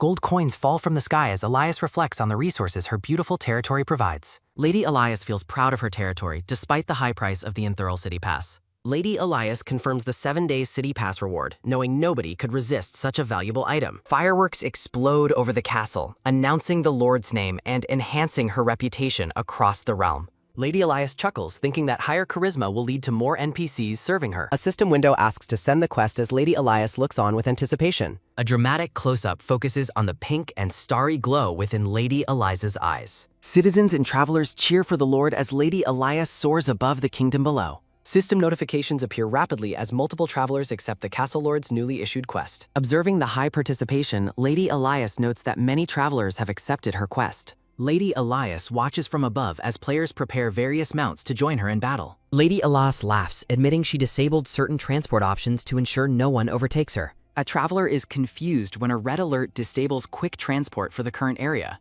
Lady Elias gleefully cheers, expressing her deep love for the power of being a lord. Lady Elias notes that the followers trailing behind her will efficiently handle the outskirts monsters. Flight continues over a dense forest as they approach the dangerous territory of the eastern outskirts. Lady Elias's giant white bird lets out a loud squawk as it readies for incoming combat. Lady Elias is stunned to find far more airborne enemies than she had initially anticipated. Lady Elias readies her staff, deciding that magic is the best choice for initial air combat. Lady Elias prepares a grand-scale attack to let her troops and NPCs charge the front lines. Lady Elias casts a massive tornado spell that swirls violently, trapping enemies within its magical winds. Bat-like monsters struggle and scream as they are caught within the center of the whirlwind. Recoiling in shock, Lady Elias notices strange black liquid manifesting on the column of her tornado. Lady Elias wonders if another player added ground magic to her whirlwind from far below. Lady Elias decides to keep her distance while ordering her troops into a defensive standby position. The black whirlwind spins out of control, blocking all other users from advancing through the area. Narrator warns that party members can boost attacks, but mistakes might trap allies in the tornado. A monster screams as intense flames ignite within the vortex, incinerating the enemies trapped inside. Lady Elias gains massive experience points as fire meteors rain down on the battlefield below. Lady Elias notes her experience is being shared with the unknown mage who boosted her attack. A system prompt asks to use a loud item as Lady Elias takes a deep bath. Lady Elias bellows a command to charge while knights and demons clash on the ground below. The fierce battle continues with Lady Elias leading the aerial charge against the demonic forces. Lady Elias soars gracefully through the purple sky, surveying the chaos of the large-scale event. Grinning with satisfaction, Lady Elias finds the progress of the event to be going very well. Lady Elias notes her first attack was splendid and successfully triggered a massive war scene. An armored knight with an eye patch fights valiantly amidst the glowing effects of the battlefield. Lady Elias equips her special Castle Lord's cape, which billows majestically behind her as she flies. Lady Elias feels slightly wistful that she can only wear this powerful gear within her castle. Readied for the next phase, Lady Elias holds her staff firmly while maintaining a confident smirk. Monsters are slashed through the air as the aerial squadron continues its relentless hunt. The giant white bird dives through a flock of enemies, clearing a path through the sky. Lady Elias realizes that her large number of troops is attracting even more monsters to hunt. Suddenly noticing something unusual on the horizon, Lady Elias lets out a quiet gasp of surprise. Lady Elias is surrounded by a swarm of winged demons as they close in on her position. Lady Elias smiles wickedly, asking the monsters if they really plan to outnumber her and her bird. A massive burst of wind magic swirls around Lady Elias as she unleashes her staff's power. Closing her eyes, Lady Elias remains calm and focused while the demons perish in the winds. Glancing sharply at her remaining foes, Lady Elias prepares to deliver the final blow to them. Bat-like demons drop like stones from the sky as Lady Elias finishes the aerial engagement. Lady Elias smiles at her mount, calling it Squawky 2 as they prepare to land. Lady Elias leans forward, beginning a high-speed dive toward the battlefield on the ground. Plummeting through the air, Lady Elias prepares to transition from her aerial mount to a land transport. Grinning with excitement, Lady Elias activates her next summon to bring forth the Land Rotor. Lady Elias leaps from her giant bird mount, her purple cape billowing against the sky. Lady Elias readies her glowing sword, eager to handle the remaining enemies on the ground. Lady Elias and Squawky charge through the forest as the bird lets out a loud squawk. The black-haired woman criticizes wind magic for its lack of visual appeal when used on its own. Riding Squawky, Lady Elias notes that while tornadoes are dramatic, they risk harming her own allies.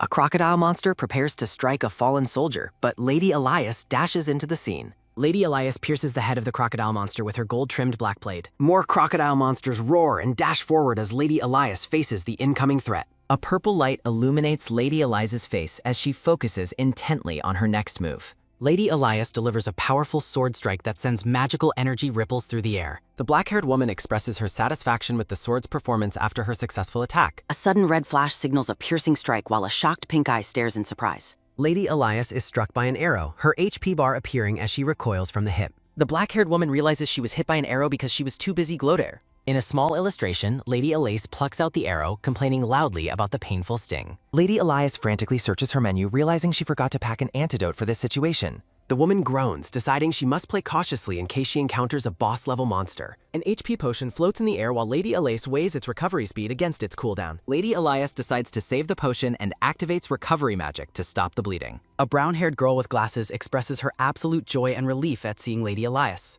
The girl with brown hair and glasses grins widely while waving a friendly greeting. The girl with glasses thanks Lady Elias for the cure, while Elias returns the gratitude. Lady Elias reacts in shock to a sudden loud roar interrupting their conversation. A massive monster lunges toward them as Lady Elias and the girl with glasses look on. Lady Elias smirks, claiming that handling 5 monsters is an easy task within her own domain. The black-haired woman catches a glimpse of something unexpected, her expression turning wary and curious. The brown-haired girl in the yellow dress stands with her hands clasped, looking quite shocked. Lady Elias notes that standard healers in the kingdom usually possess much higher healing stats. The black-haired woman assumes the girl is a specialized backline support providing buffs to her party. Lady Elias turns away, deciding a quick retreat is necessary to avoid any further danger.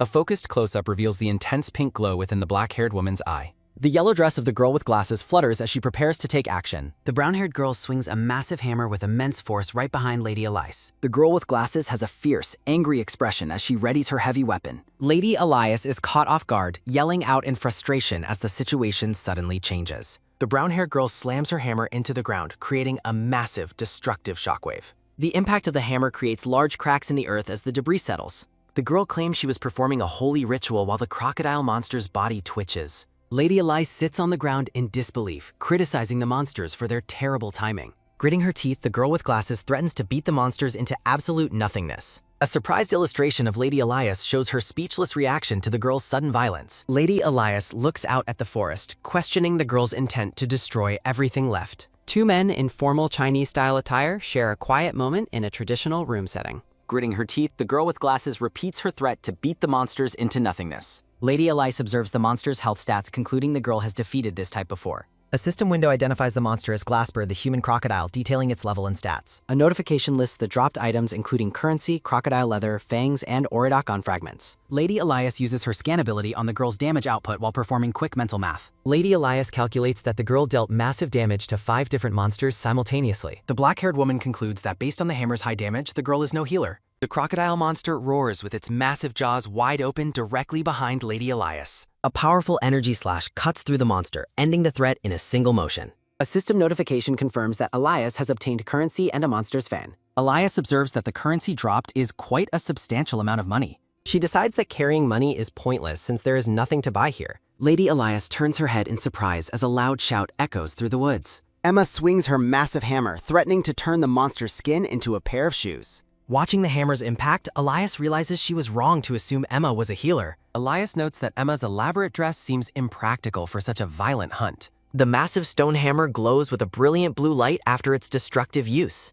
Emma turns toward the Lord with a radiant smile, seemingly delighted by her own performance. Emma asks if Elias is healed, while Elias offers her thanks for the timely intervention. The girl with glasses introduces herself as Emma while maintaining a very cheerful expression. Elias returns the greeting, formally introducing herself to the energetic girl in the yellow dress. Emma realizes Elias's status and asks if she is currently part of an active party. Emma excitedly grabs Elias's hands and asks her to join their current party group. Elias finds the situation awkward but accepts the invitation to see Emma's actual character level. A party chat appears where Nayu welcomes the Lord while Elias sends a polite greeting. A map reveals that the party members are currently scattered across the battlefield area. Noting the fluctuating experience points, Elias prepares her blade to finish the current quest. Elias suggests they separate to clear nearby monsters while Emma agrees with military-style obedience. Elias delivers a swift sword strike, gaining over 2,000 experience points for the kill. The monster falls to the ground in a pool of blood as Elias sighs. Checking her notifications, Elias wonders why the experience gain for these monsters is so high. Kalkin sends an urgent chat message pleading for help after running out of health potions. Elias examines the party status menu, noting that Nanayu likely has the best healing abilities. Emma declares she will handle the healing, which causes Elias to reconsider Emma's class role. Surrounded by question marks, Elias remains utterly baffled by the party's strange group dynamics. Elias is shocked to confirm that Emma is actually a healer despite her hammer-swinging brutality. Watching the menu, Elias is fascinated to see that Kalkin's health is actually being restored. Elias recognizes the weak healing skill but doubts the recipient can survive the next attack. A player character vanishes in a flash of light as Emma and Nanayu express regret. Nanayu jokingly suggests making the failed member read the garden while Emma laughs at him. Emma realizes this explains why the local gardens are so tidy as Elias senses something coming. Elias accesses her inventory, stating that it is finally time for the boss to appear. A massive golden spearhead thumps the ground while a notification warns of the Lord's arrival. Holding a massive black shield, Elias orders everyone to prepare for the boss's imminent shockwave. Elias glances back, hoping everyone heard her warning as the air begins to vibrate. Narration explains that residents know to use shields or dig trenches to survive major attacks. Uninformed players scramble in confusion, holding their shields in ineffective positions against the coming blast. Elias crouches behind her divine shield, finding satisfaction in her well-prepared defensive posture. A massive red pillar of light erupts as Elias peeks to see the boss Ludwig Orto. Ludwig Orto, the head of Night Hags, emerges with massive wings and a wicked red smile. A man expresses his deep disappointment that the boss is not the king of Night Hags. Elias clutches her shield tightly as she realizes the main event has finally begun. A violent explosion knocks Elias back as she struggles to maintain her position against the blast. Peeking cautiously from behind her heavy shield, Elias wonders if the initial shockwave is over. Red particles drift through the purple sky over the forest as the atmosphere turns oppressive. Looking up in awe, Elias admits she can never get used to the creature's immense size. Elias reacts with shock to a sudden system notification appearing right before her eyes. Elias considers the possibility of collecting the rare items high-level players have left behind. The black-haired woman realizes that being the first to acquire the items might create problems. Elias notes that players focusing on items will reduce firepower for quests, causing city defense to fail. Chibi Elias fears her efforts to increase the city's development level will be wasted. She's stressing like a student who just realized their 20-page essay didn't save. Elias observes that wasting money and player infighting over items will strain the city's financial resources. The woman acknowledges that while some may gain items, the overall quest outcome remains very uncertain. Elias decides to press the decline option to ensure the quest situation works in her favor. Silhouetted players express disappointment while a man hears a sudden, terrifying roar nearby. A massive tail swishes as a crocodile monster roars while Elias dodges a powerful strike. The lead crocodile monster growls as two winged night hags descend from the purple sky. Elias drinks holy water while advising Jagna via chat to focus firepower on defeating the boss. As her sword begins to glow green, Nanayu clarifies if the Night Hags are indeed their first priority. Elias explains the Night Hag's mind control ability while Jagna asks about the enemy's current character levels. Elias provides the levels for the Night Hags, their slaves, and the powerful Dark Elemental boss. Elias instructs Emma to use holy magic while the hammer wielder cheers about her advantage as a healer. Emma tells the party members to gather beside the Lord to receive a helpful combat buff. Elias offers a slightly awkward but friendly greeting to the new members of her party. Elias formally identifies Jagna and Nanayu, who return her greeting with a bow and wave. Elias admits she misjudged their identities before identifying Jagna as a member of the mage class. Jagna smiles as she confirms her fire magic role and her contribution to the previous tornadoes. Jagna explains that Nanayu mixed oil into the magic tornadoes, leading to Elias's sudden realization. Elias looks at Nanayu with intense curiosity and a hint of uncertainty in her pink eyes. Nanayu clarifies that he is actually an alchemist specialized in healing despite his combat-ready appearance. Nanayu explains his career change to alchemy and how the princess took over the buffing role. Emma grins mischievously while preparing a glowing blue potion, her glasses reflecting a bright white light. Elias observes Emma's buffing magic, noting that her healing abilities are similar to her own stats. The party members stand together in a heroic pose, ready to head into the coming battle. Jagna reacts with concern as several nearby players begin groaning under a powerful mental influence. Jagna blocks a mind-controlled ally's attack while Elias clarifies the nature of the Night Hag status effect. Jagna explains that players are protected from mind control if any of their levels are sufficiently high. Emma expresses her immense relief, concluding that the entire party is safe from the Night Hag's control. Elias watches in horror as many players succumb to the Night Hag's spell and attack one another. Elias uses her authority to command all players below level 80 to immediately step back. Elias orders high-level players to prioritize the Night Hags as the creatures are spotted in the sky. The Night Hags scream in pain as players launch a focused and relentless aerial assault against them. The affected players recover their senses and express their relief as the mental spell finally breaks. Elias and Emma celebrate the strategy's success, crediting Elias's authority for breaking the Night Hag's spell. A massive crocodile monster lets out a thunderous growl, its glowing red eye fixed on its target. The lead crocodile monster roars as red energy swirls around it, signaling a powerful boss attack. Emma swings her hammer in frustration as she realizes the monster has been summoned once again. Emma notes with concern that the monsters have become much tougher and more resilient than before. Elias explains that the monster's durability is due to them being high HP summon-type creatures. Elias activates her scan ability, her pink eyes glowing intensely as she detects a new threat. A system notification identifies the boss as Glassbird, the human crocodile summoner, against a dark background. Glasper stands tall in heavy armor, radiating a menacing red aura from the ground beneath him. System windows display Glasper's impressive stats and the rare items he drops upon his defeat. Elias observes that this version of Glasper has drastically higher health and experience than standard versions. Jagna celebrates their progress, confidently claiming that defeating the monsters is much easier than expected. Elias's plan to increase the monster spawn rate shocks Jagna, while Nanayu considers the experience gain. Elias warns that they must defeat the boss quickly before being overwhelmed by too many summoned slaves. Nanayu suggests that the party utilize his specialized alchemist's arithmetic skill for the battle. Holding a calculator, Nanayu explains how his arithmetic skill will optimize their combat strategy. Elias is utterly stunned, admitting she has never even heard of such a strange skill. Nanayu mumbles complex monster summoning calculations while Elias realizes he is just doing basic math. Performing a battlefield scan, Nanayu notes that the number of active quest participants has dropped. Elias sets a strict 30-minute time limit for the party to defeat the powerful boss. Elias insists they prioritize the boss to maximize experience gains rather than wasting time on slaves. Jagna and Emma agree with the plan as Jagna asks Elias to recreate the powerful tornadoes. Elias mounts Squawky, declaring she will be the first to engage the lead crocodile, Glasper. Elias orders Squawky to fly between the giant monster's legs as the bird mount lets out a squawk. Elias sprints forward on her mount as the surrounding crocodile monsters let out terrifying roars. A group of crocodile minions raise their massive axes and let out a collective high-pitched screech. Charging ahead with a glowing weapon, Elias promises to handle the enemies while the party advances. Elias exhales with intense focus, her pink eyes narrowed as she prepares for a decisive strike. Elias's hand glows with bright green magical energy as she activates a powerful combat skill. A system notification confirms the activation of a vacuum skill against the surprise crocodile monster. The crocodile monster reacts with shock as a sudden explosion erupts right before its eyes. A massive explosion clears the path while Elias continues her high-speed charge on her bird mount.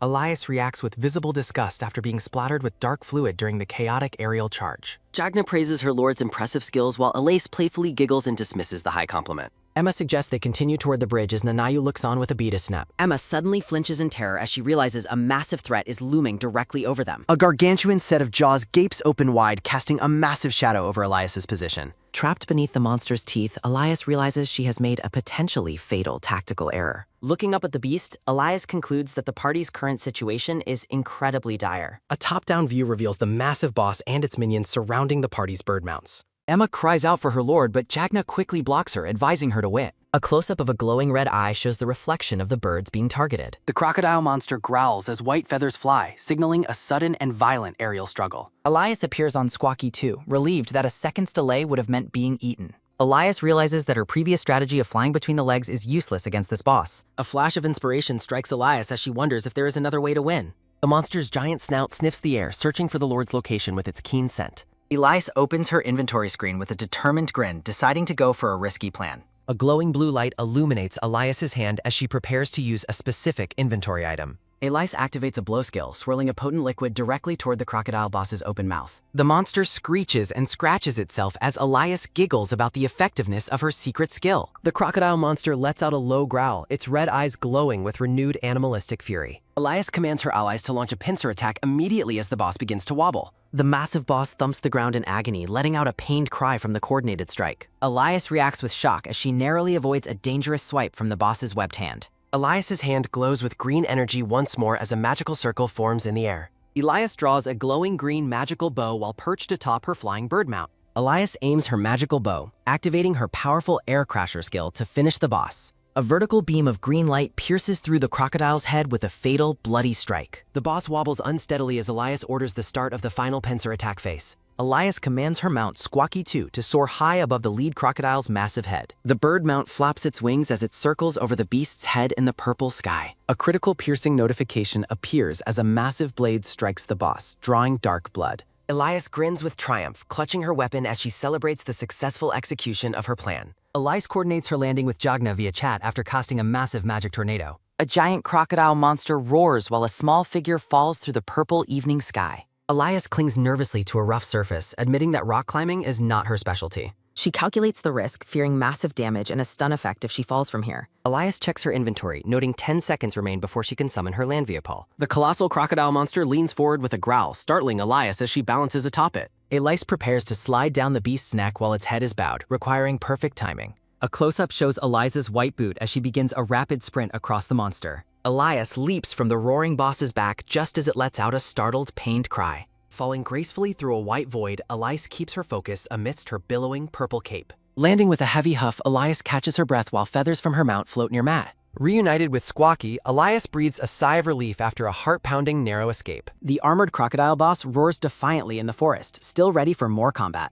Elias focuses her magic, closing her eyes while holding her glowing staff to prepare a spell. A massive green vortex engulfs the crocodile monster, leaving it dazed and screeching in the wind. Nanayu hurls a bag of gems while Jagna activates a fiery magic circle for their combo. Elias commands Squawky to retreat at top speed to avoid the impending massive magical explosion. A colossal pillar of fire erupts, consuming the giant monster's silhouette in an intense blaze. The beast screeches in agony as the combined magical attack hits with devastating fiery force. A heavy blow strikes the monster's side with a clang, drawing blood as the monster begins to weaken. Glowing chains snap around the creature's limbs with a clank, binding it within the intense flames. The party launches a final assault while the chained monster struggles futilely against the magical bindings. With a thunderous thump, the massive crocodile boss crashes to the ground, finally defeated. A triumphant global notification announces that Castle Lord Alace has successfully defeated the lead Glasper. The group celebrates their victory as bright fireworks illuminate the celebratory atmosphere in the forest. Far away, a blonde man stops his fieldwork to observe the grand global announcement. The blonde man, Bahamut, looks on with a sweat drop, clearly unsettled by Elias's success. Bahamut sends a direct message to Elias demanding to know her current location after the news. Staring at the glowing message window, Bahamut's expression shifts to one of cold, competitive annoyance. Bahamut's frustration peaks as he stares at the screen, mentally ordering Elias to answer him. Bahamut stands silently in the vast wheat field as his unanswered message window begins to fade. He grits his teeth in denial, refusing to believe Elias could actually be that powerful. With a weary sigh, Bahamut decides to focus on clearing his own remaining quests instead. A system prompt informs the distracted harvester that he is currently engaged in cutting wheat. Bahamut cries out in pain as his hand slips, causing a bloody harvesting accident. Clenching his bleeding hand, Bahamut expresses his disbelief at failing such a simple harvesting task. A red debuff confirms he is bleeding, adding to his frustration over failing a basic quest. Bahamut slumps his shoulders and sighs, finally admitting that he desperately needs an assistant's help. A massive firework explodes behind Bahamut as he wonders where he could possibly find an assistant. The global notification of Elias's victory remains suspended in the sky above the lonely harvester. Elias views her rewards, noting a massive increase in her city development contribution points. She giggles with pure delight while scrolling through the rare items and experience she earned. Satisfied with the quest rewards, Elias notes that it is finally time for Squawky to level. Elias flinches in surprise as a new unexpected system notification appears directly before her eyes. A global message praises Elias, significantly elevating her city's renown and mineral resource levels. Nearby players clench their fists in excitement as the Lord's legendary status is globally confirmed. Elias blushes with modest embarrassment as she reads the glowing praise from the entire world. Smiling warmly, Elias considers the incredible benefits her recent victory has brought to her territory. Elias joyfully suggests holding a grand wrap-up party to celebrate their massive success together. A vibrant party atmosphere fills the castle grounds as a crowd gathers under a fireworks-lit sky. Looking out from her balcony, Alace wonders who could resist the fief's temporary skill enhancements. Elias focuses on the logistical scale of quests, noting that precise numbers ensure successful clears. Legend says the virtual world of devas changed over time after being relocated by a deity. Some scholars summarize the realm well, yet many visit just to escape their harsh realities. Elias ponders how everyone seeks these virtual gains, though none have proven their real-world efficacy. Elias stands in silence, gazing out at the starlit sky over her peaceful territory. Reflecting on her travels, Elias recalls the handsome man she met, who was her tick. Elias huffs with annoyance, dismissing him because he acted quite ungentlemanly once he joined her. Despite her irritation, she admits he was attentive to her advice and not entirely dismissive. Recalling his quick retreat to the inn, Elias acknowledges that he possesses a certain sharp intelligence. Caught in her thoughts, Elias suddenly flinches as a new sound interrupts her quiet reflection. A heavy door creaks open, signaling that the elaborate preparations for the party are finally complete. A crowd stampedes through the castle gates as Jagna and Emma lead the arriving guests. While some guests dance, a young girl enthusiastically offers various magical potions for sale nearby. Tucked away in the stable, the bird mounts rest and eat from their wooden buckets. Elias basks in the prestige of her position, relishing the moment she sits on her throne. Feeling more powerful than an emperor, Elias giggles until a voice calls out to her. Emma rushes toward the throne, asking Elias what specific rewards she earned from their recent battle. Emma beams with joy, announcing she gained a 3-carat diamond and a lucky casino draw ticket. The lucky draw ticket guarantees a win in any game, making it a highly popular item.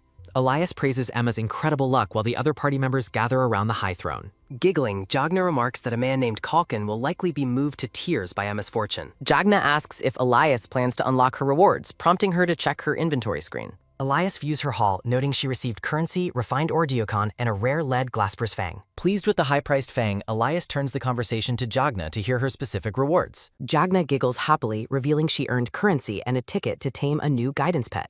Nanayu smiles warmly, listing her own gains of a scale fragment and 2 refined ordeocon stones. Elias considers staying to level up, but feels flustered when Nanayu addresses her with royal honorifics. While the others celebrate the rewards, Elias admits she has felt uncomfortable with her title lately. Emma shocks the group by casually revealing she is the 3rd princess of the Kalberg Kingdom. Elias reacts with total disbelief to the revelation, while Emma wonders if there is a problem. Knowing Kalberg is a powerful land, Elias wonders if everyone there is as honest as Emma. Jagna and Nanayu gasp in total shock that their princess would reveal her identity so casually. Emma hugs Elias, insisting she liked her from the start and ignoring her knight's panicked cries. Emma praises Elias's noble aura and unignorable elegance while grabbing her hands in an excited gesture. Wanting to meet in reality, Emma asks if Elias lives near Kalborg or the Alfrey Empire. Elias struggles to recall Kalberg's location while confirming that she resides within the Alfrey Empire. A digital map swipes across the air, showing Kalberg lies northwest of the Alfrey Empire's position. Elias recalls encountering the Alfrey Empire immediately upon entering the virtual world of the Four Davis. Elias notes that Emma traveled a great distance, especially since her home duchy doesn't exist here. Emma reveals she was exploring a real-world travel route in advance, causing Elias to jolt. Emma pauses to think, trying to remember the exact duration of her long, arduous virtual journey. Elias is stunned into silence when Emma estimates her journey took 2 years to complete. The group stands on the red carpet, processing the sheer dedication required for such a trip. A magical ring allows players to enter or exit the virtual world simply by wearing it. Elias reflects that as long as safety is guaranteed, one can enjoy virtual life from anywhere. Emma exists in 2 worlds, resting in a real hotel while her avatar gains experience nearby. The Kalberg Kingdom sits near the Sea of Darkness, a high-level hunting site for elite players. In Kalberg, the first child becomes king, while the second serves as the nation's high pontiff. Elias concludes that as a princess of a powerful nation, Emma holds a significant royal advantage. Elias sits on her throne, realizing the princess's favor puts her in a position of unmatched power. Leaning in close, Emma asks for Elias's real-world address so she can personally visit her. Elias claims she lives in total isolation, leading Emma to wonder if she is actually a saint. Startled by the assumption, Elias frantically denies being a saintly figure with a sudden panicked jolt. Staring ahead, Elias silently laments that her actual situation is far more complicated than they realize. Birds fly across the night sky as Elias reflects on her lack of personal freedom and reality. Smiling warmly, Elias explains that she values the virtual world for the true freedom it provides. The group stands in stunned, electrified silence as they process Elias's admission of living in seclusion. A heavy silence fills the throne room while the party members struggle to find the right words. Elias looks on in confusion while Emma hides her face, overwhelmed by a sudden wave of pity. Fidgeting nervously, Emma apologizes for not knowing Elias had a disability and vows it won't change things. While Elias reacts with total bewilderment, Jagna laughs and raises a toast to change the awkward subject. Elias realizes with horror that the group now incorrectly believes she is a physically disabled noble lady. In the real world, Elias lies in her lavish bed, realizing she has unintentionally misled her friends. Elias decides it is too awkward to correct their misunderstanding and is glad the conversation shifted elsewhere. Under the starlit sky, Elias ponders why the unintentional lie feels so heavy on her conscience. A few days pass and the scene shifts to the grand sunlit spires of the Imperial Palace. In her real-world residence, Elias beams with a radiant smile as she enjoys a peaceful morning. Relaxing on a picnic blanket, Elias's maid, Aneth, comments on her mistress's unusually high spirits today. Sipping her tea, Elias silently admits that her time in the virtual world has been incredibly joyful. Elias spits out her tea in total shock when Aneth mentions her excitement for the upcoming party. Wiping her mouth, Elias is told by Aneth that she will surely encounter him during the festivities. Elias sets her cup down with a clink, wondering exactly who Aneth is referring to so cryptically. A portrait of a smirking red-haired man identifies him as the noble Winter Cruella Bahamut. Hearing the name, Elias is immediately reminded of the blonde man she met in the virtual realm. Recalling the harvester cutting wheat, Elias assumes he has long since moved on to another quest. Elias asks for clarification on the man's name, while Aneth expresses her own excitement for the party. Elias asks what she means by being excited, prompting a more detailed explanation from her maid. Aneth explains that the invitation is a chance to escape her status as a concubine and gain favor. Serving cupcakes, Aneth suggests that a successful union would end Elias's long days of lonely solitude. Elias looks on with a sweat drop, surprised to learn how depressing her life looks to others. Suddenly standing, Elias declares she will skip the party to avoid any potential forced marriage proposals. Aneth is devastated, arguing that Elise is throwing away a rare chance to finally leave the palace. Elise explains she is content with her virtual social life, but Aneth desperately grabs her hands. Aneth insists that if the man is a Grand Duke, this is the opportunity of a lifetime. Elias laughs it off, noting the official approval hasn't arrived, just as a visitor is announced outside. Elias watches as Aneth rushes toward the visitor, promising to return with news in just a moment. Aneth stands frozen in the hallway, her mouth agape in total shock at what she has received. Trembling, Aneth informs Elias that a carriage is coming and presents an official sealed imperial letter. Elias takes the letter nonchalantly, wondering why a carriage is such a significant concern for her maid. Elise flinches with a sharp gasp as she recognizes the specific, high-ranking seal on the envelope. The pristine white envelope features a regal red wax seal bearing the mark of a winged unicorn. A heavy, shocked silence descends over the picnic as Elias stares at the unmistakable imperial correspondence. Gulped in fear, Elise wonders if this letter signals a sudden, forced change in her marital prospects. A chilling aura surrounds Elias as she realizes the gravity of receiving a letter from the Emperor. Elias concludes that the Emperor personally approved the Duke's request, shattering her hopes for a quiet life. Elias tells the worried Aneth that the Emperor has explicitly ordered her to attend today's grand party. Gritting her teeth, Elise considers reporting the situation to Her Majesty Shunarel to find a way out. Elias is horrified by the thought of being traded like luggage to become a secret Duke's concubine. Elias predicts that Shunarel's massive ego will never allow this union to proceed under the Emperor's decree. Aneth warns Elias about the Empress discovering the truth and mentions her required reports. Elias sighs deeply and admits she cannot submit false information to those monitoring her. Looking over the garden, Elias considers leveraging a man's influence to benefit her nation. Determined to win his heart, Elias leaves Aneth questioning her sudden change in strategy. Elias remains skeptical about the actual power and influence a hidden prince might possess. Elias vows to keep her plan secret until completion while Aneth questions her resolve. Recalling her past misconceptions about other noblewomen's favor, Elise groans with visible internal frustration. Elias envisions outmaneuvering or even eliminating her social rivals in a cold, secret feud. Analyzing his freedom, Elias suspects the man manages an extensive and private social network. Elias wonders if the man uses a facade or secret position to roam freely. Elias decides attending the party will help her learn more about the Duke's political utility. Aneth jolts Elias from her deep thoughts, but she dismisses the inquiry as nothing. Facing a reality she once ignored causes Elias to sigh with intense, bitter internal conflict. Elias orders a return home to prepare for the party while Aneth frantically pipes up. Twirling her hair, Elise prepares her charm to ensure the Grand Duke falls her. Standing in her corset, Elise prepares for the final stage of her elaborate beauty transformation. A digital guide explains a points-based system for readers to unlock more story chapters. In the mirror's reflection, Aneth announces that the initial preparations are finally complete. Aneth gushes over the results in the mirror, praising Elias for successfully pulling it off. Aneth claims no other lady at the party will stand a chance against Elias's beauty. As Aneth predicts the Duke's singular focus, a flustered Elias fidgets nervously with her hair. Aneth offers to put the dress on while promising to keep the corset fit easy. Aneth encourages Elise to enjoy the delicacies and socialize, but she is quickly rejected. Elise shocks Aneth by demanding the tightest corset possible instead of a comfortable fit. Disregarding any physical comfort, Elise insists on extreme tightness for all her undergarments today. Text panels describe the popularity and figure-enhancing purpose of restrictive foundation garments among noblewomen. Aneth is startled by Eliza's sudden, intense determination as she prepares for the grand event. Elias gives a non-committal answer when Aneth asks if she will spend the night there. Elias laughs off Aneth's patriotic encouragement while internally dreading the Duke actually falling for her. Elias secretly apologizes to Aneth, revealing that his falling in love is her last desire. Narration explains that nobles accept corset-induced discomfort as a mandatory part of social decorum. Elias plans to look appealing while using her restrictive outfit as a convenient escape excuse. Relaxing on the sofa, Elise rehearses her excuse for an early departure from the party.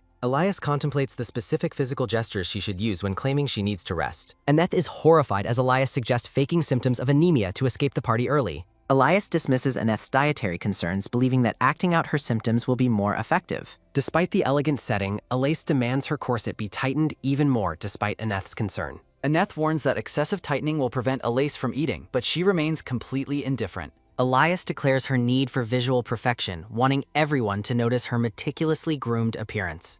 Internally, Elias hopes to look like she will faint to secure a quick exit. Aneth recalls similar preparations for the Emperor, prompting Elias to order her to stop talking. Aneth notes Elise's weight gain, causing her mistress to twitch with visible and irritated annoyance. Feeling the tug of her garments, Elias blames her weight gain on recent gaming habits. With the dressing finally finished, Elias sighs while they both admire the final results. Aneth is completely mesmerized by her mistress's appearance, praising her with sparkling and heartfelt enthusiasm. Elias stands radiantly in a voluminous pink ball gown adorned with intricate lace and floral details. Giving an enthusiastic thumbs up, Aneth declares the final look to be absolutely elegant and fabulous. Elias confirms she can sit comfortably just as a sudden knock echoes at the door. Aneth is surprised to find that the carriage has already arrived for the evening's event. As she prepares to leave, Elise admits she is still unaware of her official chaperone.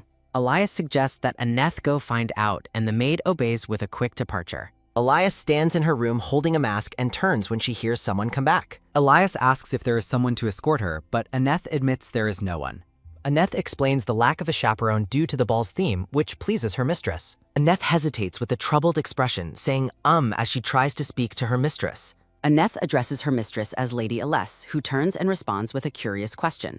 Aneth reports that a 6-horse carriage is waiting, causing Elias to pause as she enters. Elias asks how many horses there are with a look of pure shock and complete disbelief. Aneth confirms there are 6, but Elias argues that her maid must have simply counted wrong. Aneth explains she doubted her eyes at first, but insists that there really are 6 horses. Aneth mentions the purple breastplates and saddlecloths, which causes Elias to gasp in total shock. Elias thinks that she hopes the darkness was just playing tricks on her maid's eyes. Elias decides she better go now, and her maid hopes she has a great time. A luxurious purple carriage pulled by 6 horses waits outside the palace gates at night. Inside the carriage, Elise sighs and admits to herself that Aneth was not lying at all. Elias notes the beautifully carved unicorn confirms the carriage belongs to the emperor, causing her concern. Elias reflects on her previous 4-horse carriage, never expecting tonight's preparations to be so lavish. Elias sighs, noting this carriage is much grander than the one from her arrival in Entherol. Elias thinks her mask prevents identification, except by the Grand Duke who sent the dress. Elias imagines the Duke approaching with greetings and then sharing a dance together during the ball. Elias gags as she imagines kissing the man and going to his chambers, finding it disgusting. Elias thinks to herself that her own romantic fantasies are the absolute worst outcome tonight. Elias humps and thinks social games are just as annoying in virtual reality as in reality. A close-up of Elias's eye behind her mask indicates she is deep in focused thought. Elias critiques the blonde man's manners, wondering about his level and his audacity to order her. Elias recalls the blonde man's arrogant laugh and his vow to find her in reality. Elias scoffs at the memory, covering her mouth as she finds the man's confidence totally absurd. Elias recalls how the blonde man looked at her as if he were doing her a favor. Elias laughs, thinking he will never find her while she resides hidden within the imperial castle. Elias thinks that something feels off, recalling the emperor doted on Lady Phalerose and Lady Heartbarrel. Elias ponders the Emperor's lack of relationships while Duke Winter lounges comfortably in a tree. Elias gasps, theorizing the emperor is impotent and gives his harem away for vicarious sexual satisfaction. Elias observes other ladies while thinking that a potentially impotent emperor makes the Duke a better option. Elias views Duke Winter as a valuable resource because he is a member of the royal lineage. Elias leans on her hand, strategizing how to maximize her advantage using the Duke's high position.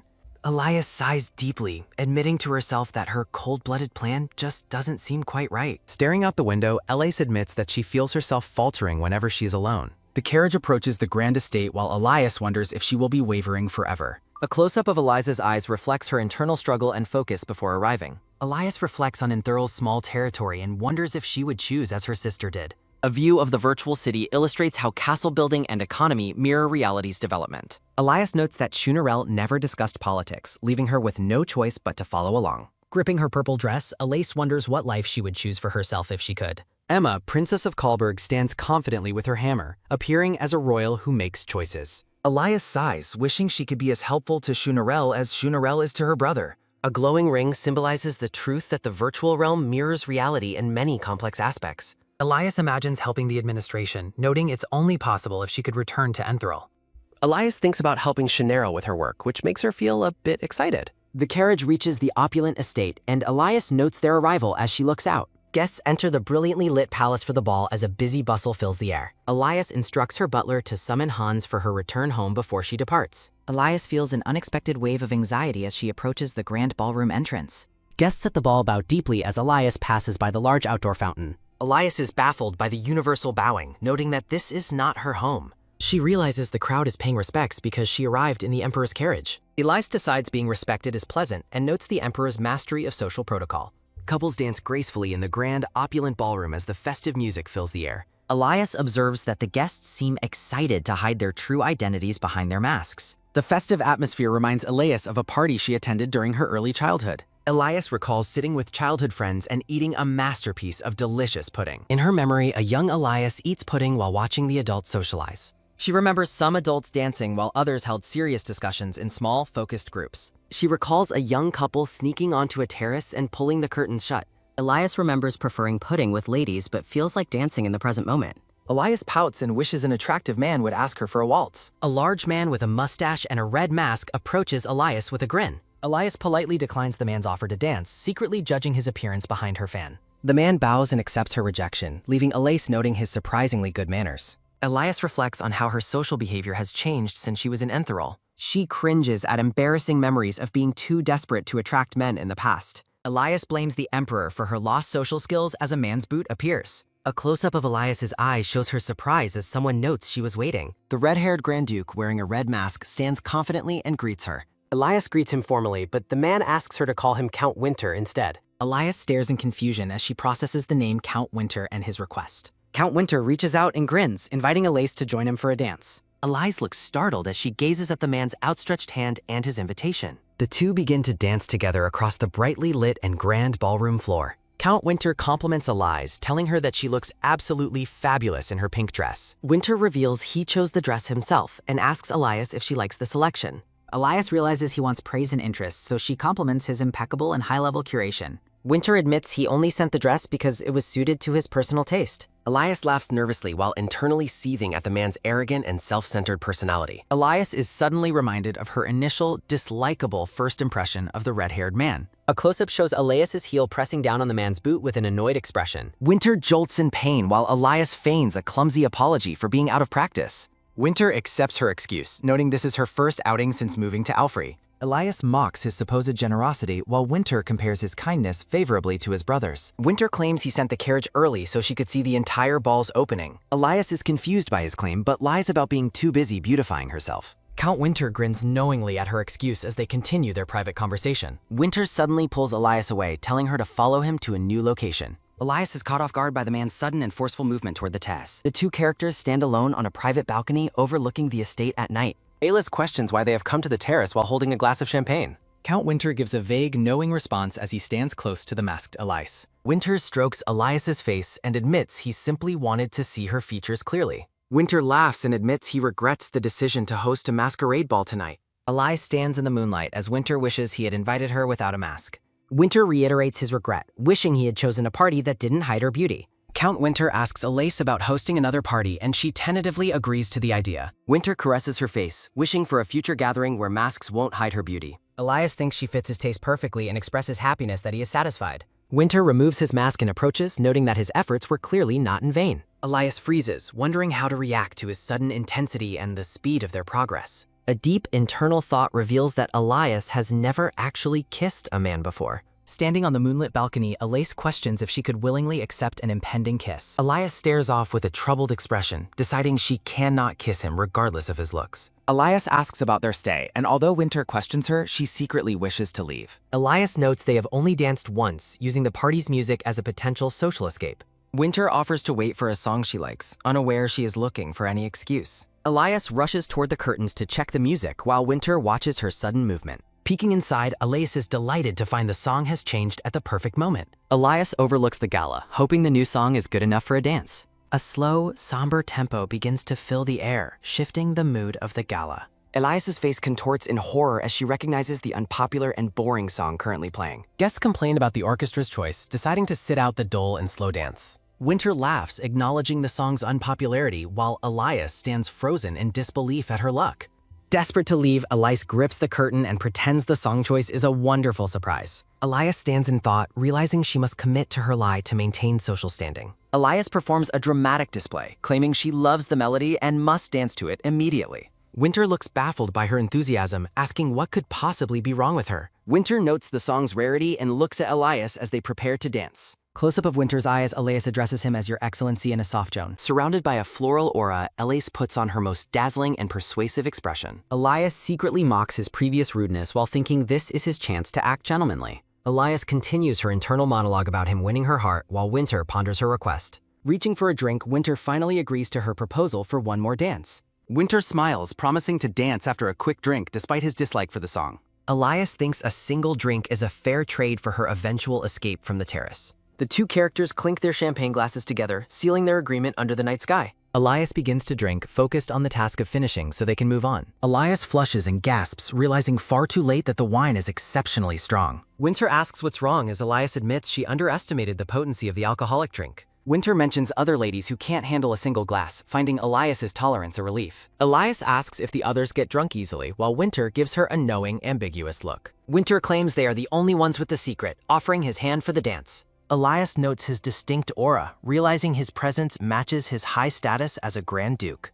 Elias resolves to act with dignity as a princess, accepting his hand for their next dance. A messenger interrupts, informing Winter that Duke Janir is urgently looking for him. Winter questions the urgency, while the messenger insists the matter is of great importance. Winter stares at the messenger, processing the interruption to his private time with Elias. Elias pouts, wondering if they are sharing secrets while pretending she doesn't care to listen. Winter wonders about the sudden appearance, his focus shifting away from the ballroom festivities. Hearing it's a golden opportunity for discussion, Winter decides he must attend the meeting.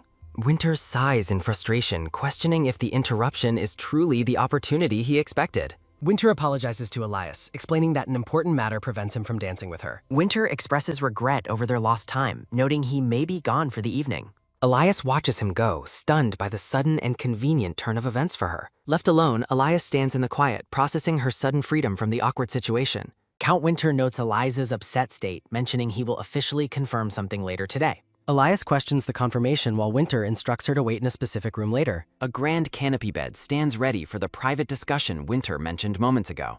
Elias asks about the carriage, but Winter informs her it will not be waiting today. Winter reveals he arranged an overnight room, noting no one told her whom to summon. Winter waves goodbye, promising to meet in her room later as Elias watches in confusion. A close-up shows Eliza's stunned expression as she processes the man's vague and suggestive plans. Elias recalls the coachman specifically told her to summon Hans, contradicting the Count's previous claim. Elias turns away, assuming the Grand Duke is busy and his instructions were simply mixed up. Elias sits on a blue sofa, concluding she can now spend her evening with absolute freedom. Elias resolves to enjoy the party independently, choosing to ignore the Grand Duke's strange demands. Elias plans to use intoxication or a guest room as an excuse to avoid meeting him. Elias laughs triumphantly, feeling free to converse with other guests now that she is alone. A masked lady approaches, noting they haven't met while mentioning Elias's connection to Count Winter. Two ladies, one in blue and one in yellow, appear and observe Elias with interest. The silver-haired lady in the blue mask grins subtly behind her ornate purple lace fan. A quiet moment of reflection passes as the moonlight shines through the large ballroom windows. Elias is suspicious, wondering how the woman could know they have never met before tonight.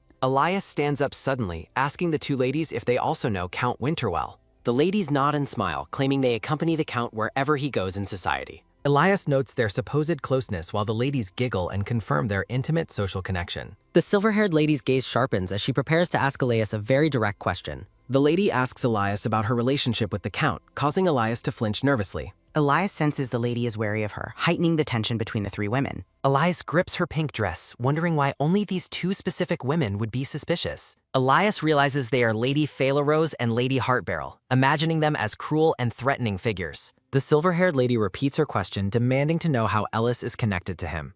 Elias nervously hides her face, hoping the masks will successfully hide her true social identity. A moment of doubt strikes Elias as she wonders if they might actually recognize her. Elias decides to feign ignorance about Duke Winter for now to avoid any further scrutiny. Elias grins behind her fan, claiming she only waltzed with him once and knows nothing. The lady in yellow looks skeptical, questioning Eliza's claim of not knowing the man well. The silver-haired lady suggests they continue their talk about His Excellency over a few drinks. Elias reaches for a champagne glass from a tray, using the gesture to buy more time. The lady in the blue mask smiles, maintaining her polite but clearly intimidating social presence. Elias tries to decline the drink, claiming she is a light drinker and requesting fruit juice. The lady in yellow laughs, explaining that turning down a drink is considered extremely rude.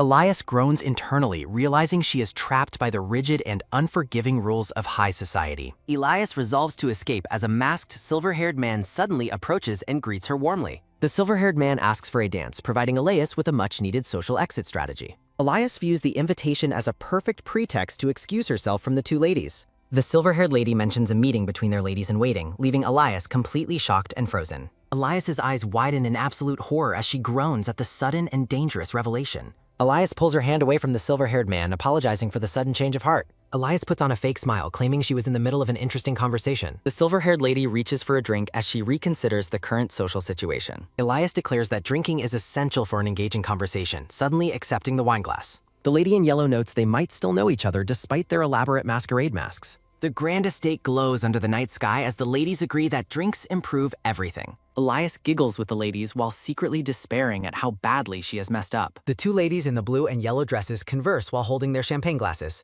Elias sips her wine, realizing she has little choice but to follow along for now.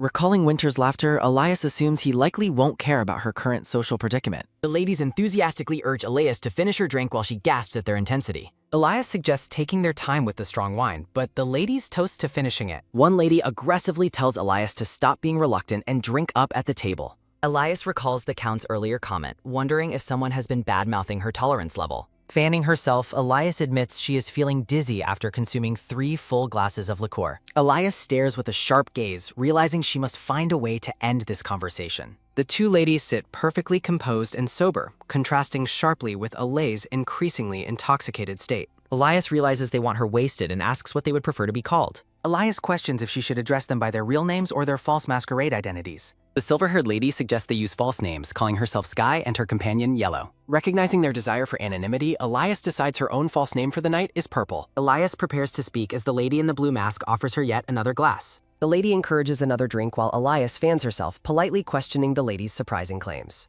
Elias hides behind her fan, realizing she is in significant trouble as the alcohol takes hold. Elias sees the two women as menacing silhouettes with glowing eyes, sensing their predatory social intentions. Elias decides to change the subject, asking what they want to discuss regarding the Grand Duke. Sky giggles and claims His Excellency is actually shy and rarely dances with any random ladies. Yellow mentions that seeing Elias and the Duke together in a good mood sparked a rumor. Elias flinches in horror as the lady suggests she is the Grand Duke's new concubine. Elias frantically fans herself, denying the concubine rumor while acknowledging the Duke's undeniable physical appeal. The ladies claim to be hurt, stating they were told to be nice to his mistress. Yellow encourages Elias to be candid, suggesting they already know her true identity and relationship. Elias grins nervously, realizing the two ladies were certain of her identity from the very beginning. Recalling Winter's goodbye, Elias wonders why he would ever reveal their secrets to these women. A close-up of Eliza's eye reveals her frustration as she sighs about the Count's unlikable nature. The ladies insist the drinking continues, leaving Elias to ask for a pardon in utter disbelief. Elias takes a heavy gulp of the wine, struggling to keep up with the social pressure. Looking up at the night sky, Elias realizes she has been targeted by these two women. Elias leans against the wall, feeling physically ill from the excessive amount of strong floral liqueur. Well, that's one way to end a high society drinking game. Elias turns pale and resolves to find a washroom, wondering why they were so persistent. Gripping her stomach, Elias notes her tight undergarments are making her feel even more intoxicated. Elias excuses herself for a moment, observing that the ladies are very conscious of their appearances. Staggering through the unnecessarily long corridor, Elias struggles to maintain her balance while walking alone. Elias stops suddenly, her eyes widening behind her purple mask as she spots a figure ahead. Elias stares at a blonde-haired man standing further down the hall, his presence stopping her cold. The two characters lock eyes in the quiet hallway, both partially obscured by their elaborate masks. Elias wonders if the man before her is Bahamut, the figure from the virtual realm memories. Her heart races as she contemplates the impossibility of the man standing there actually being Bahamut. Elias quickly dismisses the thought, telling herself there is no way he has appeared in reality. Elias concludes the man is simply waiting his turn for the washroom, trying to stay calm. Elias bursts into the washroom and slams the door as the blonde man watches her leave. The blonde-haired man remains silent as the door slams, his expression unreadable behind his white mask. Splattering water at the sink, Elias is relieved the floral drink won't leave a bad scent. Turning the faucet, Elias sighs while questioning if she can truly consider her situation a lucky one. Looking into the ornate mirror, Elias expresses her deep dislike for her flushed and disheveled appearance. Elias closes her eyes and lets out a heavy sigh, trying to regain her royal dignity. Surrounded by a radiant glow, Elias prepares to call a name with the utmost sincerity possible. Elias begins a mystical prayer, seeking power and requesting that her internal energy be regulated. A brilliant light flashes around Elias as she successfully completes her internal magical regulation. Sighed in relief, Elias notes her mental sensitivity has increased after using a method called self-itter. Elias to return to the party, the door creaking as she exits the powder room. Elias stops abruptly in surprise upon seeing someone waiting just outside the doorway. Elias finds herself face to face with the blonde man who had been following her earlier. Elias is shocked, wondering if it is truly a coincidence that they exited the changing area simultaneously. Observing the man, Elias feels guilty because his hair color strongly reminds her of Bahamut. Turning away, Elias quickly dismisses the idea, telling herself there is no way Bahamut is there.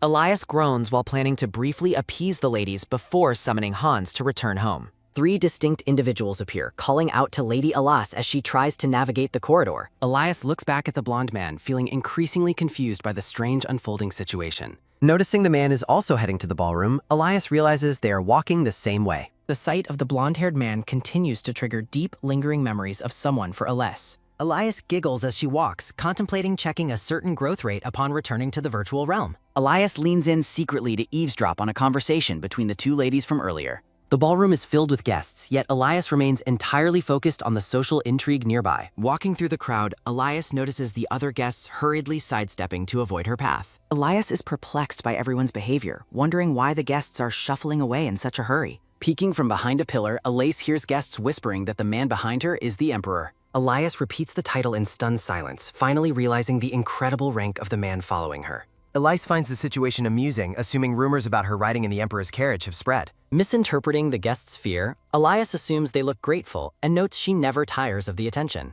While fanning herself, Elias hears the ladies insulting her status and claiming she doesn't know her place. The 2 ladies plot to give Ellis a lashing, claiming she was rude for excusing herself earlier. Elias overhears their malicious plan to intoxicate her and trap her in Baron Garang's private chamber. The ladies smirk while discussing how the scandal would humiliate the Grand Duke and punish Elias. Shivering in terror, Elias realizes the ladies are scheming to have her whipped or even executed. Squeezing her dress, Ellis worries that being expelled or disgraced would tarnish her sister's honor. Elias stares at the plotting women, resolving to prevent their cruel scheme from succeeding at any cost. The 2 ladies spring up in total shock as a powerful presence suddenly interrupts their conversation. Elias looks confused, wondering if the ladies have realized she overheard their entire conversation. Elias notes they look extremely flustered, likely because they never intended for their words to be heard. Observing their anxious looks and speechlessness, Elias concludes the ladies are aware of how terrible they were. The Emperor approaches Elias, directly asking what she and the 2 ladies were conversing about. Elias looks toward the high-ranking man, the tension in the room reaching an absolute breaking point.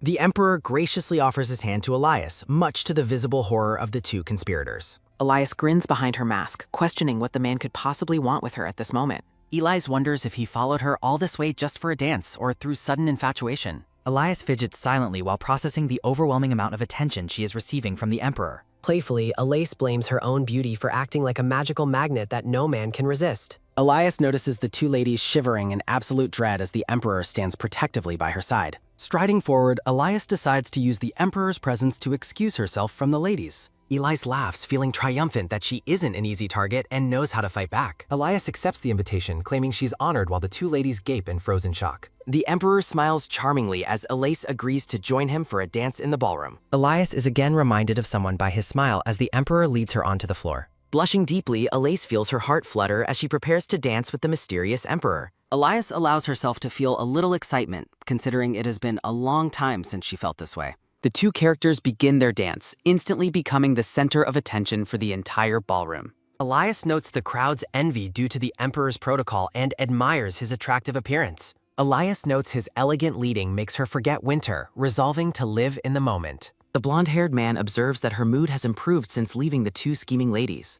Elias expresses her gratitude for his unexpected intervention while continuing their dance in the ballroom. Noticing his voice sounds strangely familiar, Elias struggles to recall exactly where she heard it before. The man questions the quality of her memory, prompting Elias to repeat his inquiry in confusion. Suddenly, the man pulls Elias into a tight embrace, breaking the standard distance of their dance. Elias is startled by his sudden proximity, internally questioning his sanity as she grows increasingly flustered. Elias worries about the audience's reaction to their closeness despite the anonymity provided by their masks. Thinking she should move away, Elias is silenced when the man softly demands her quiet attention. The atmosphere shifts as the man directly asks Elias if she finally remembers who he is. Elias reacts with visible terror, gulping silently as she realizes the gravity of his unsettling question.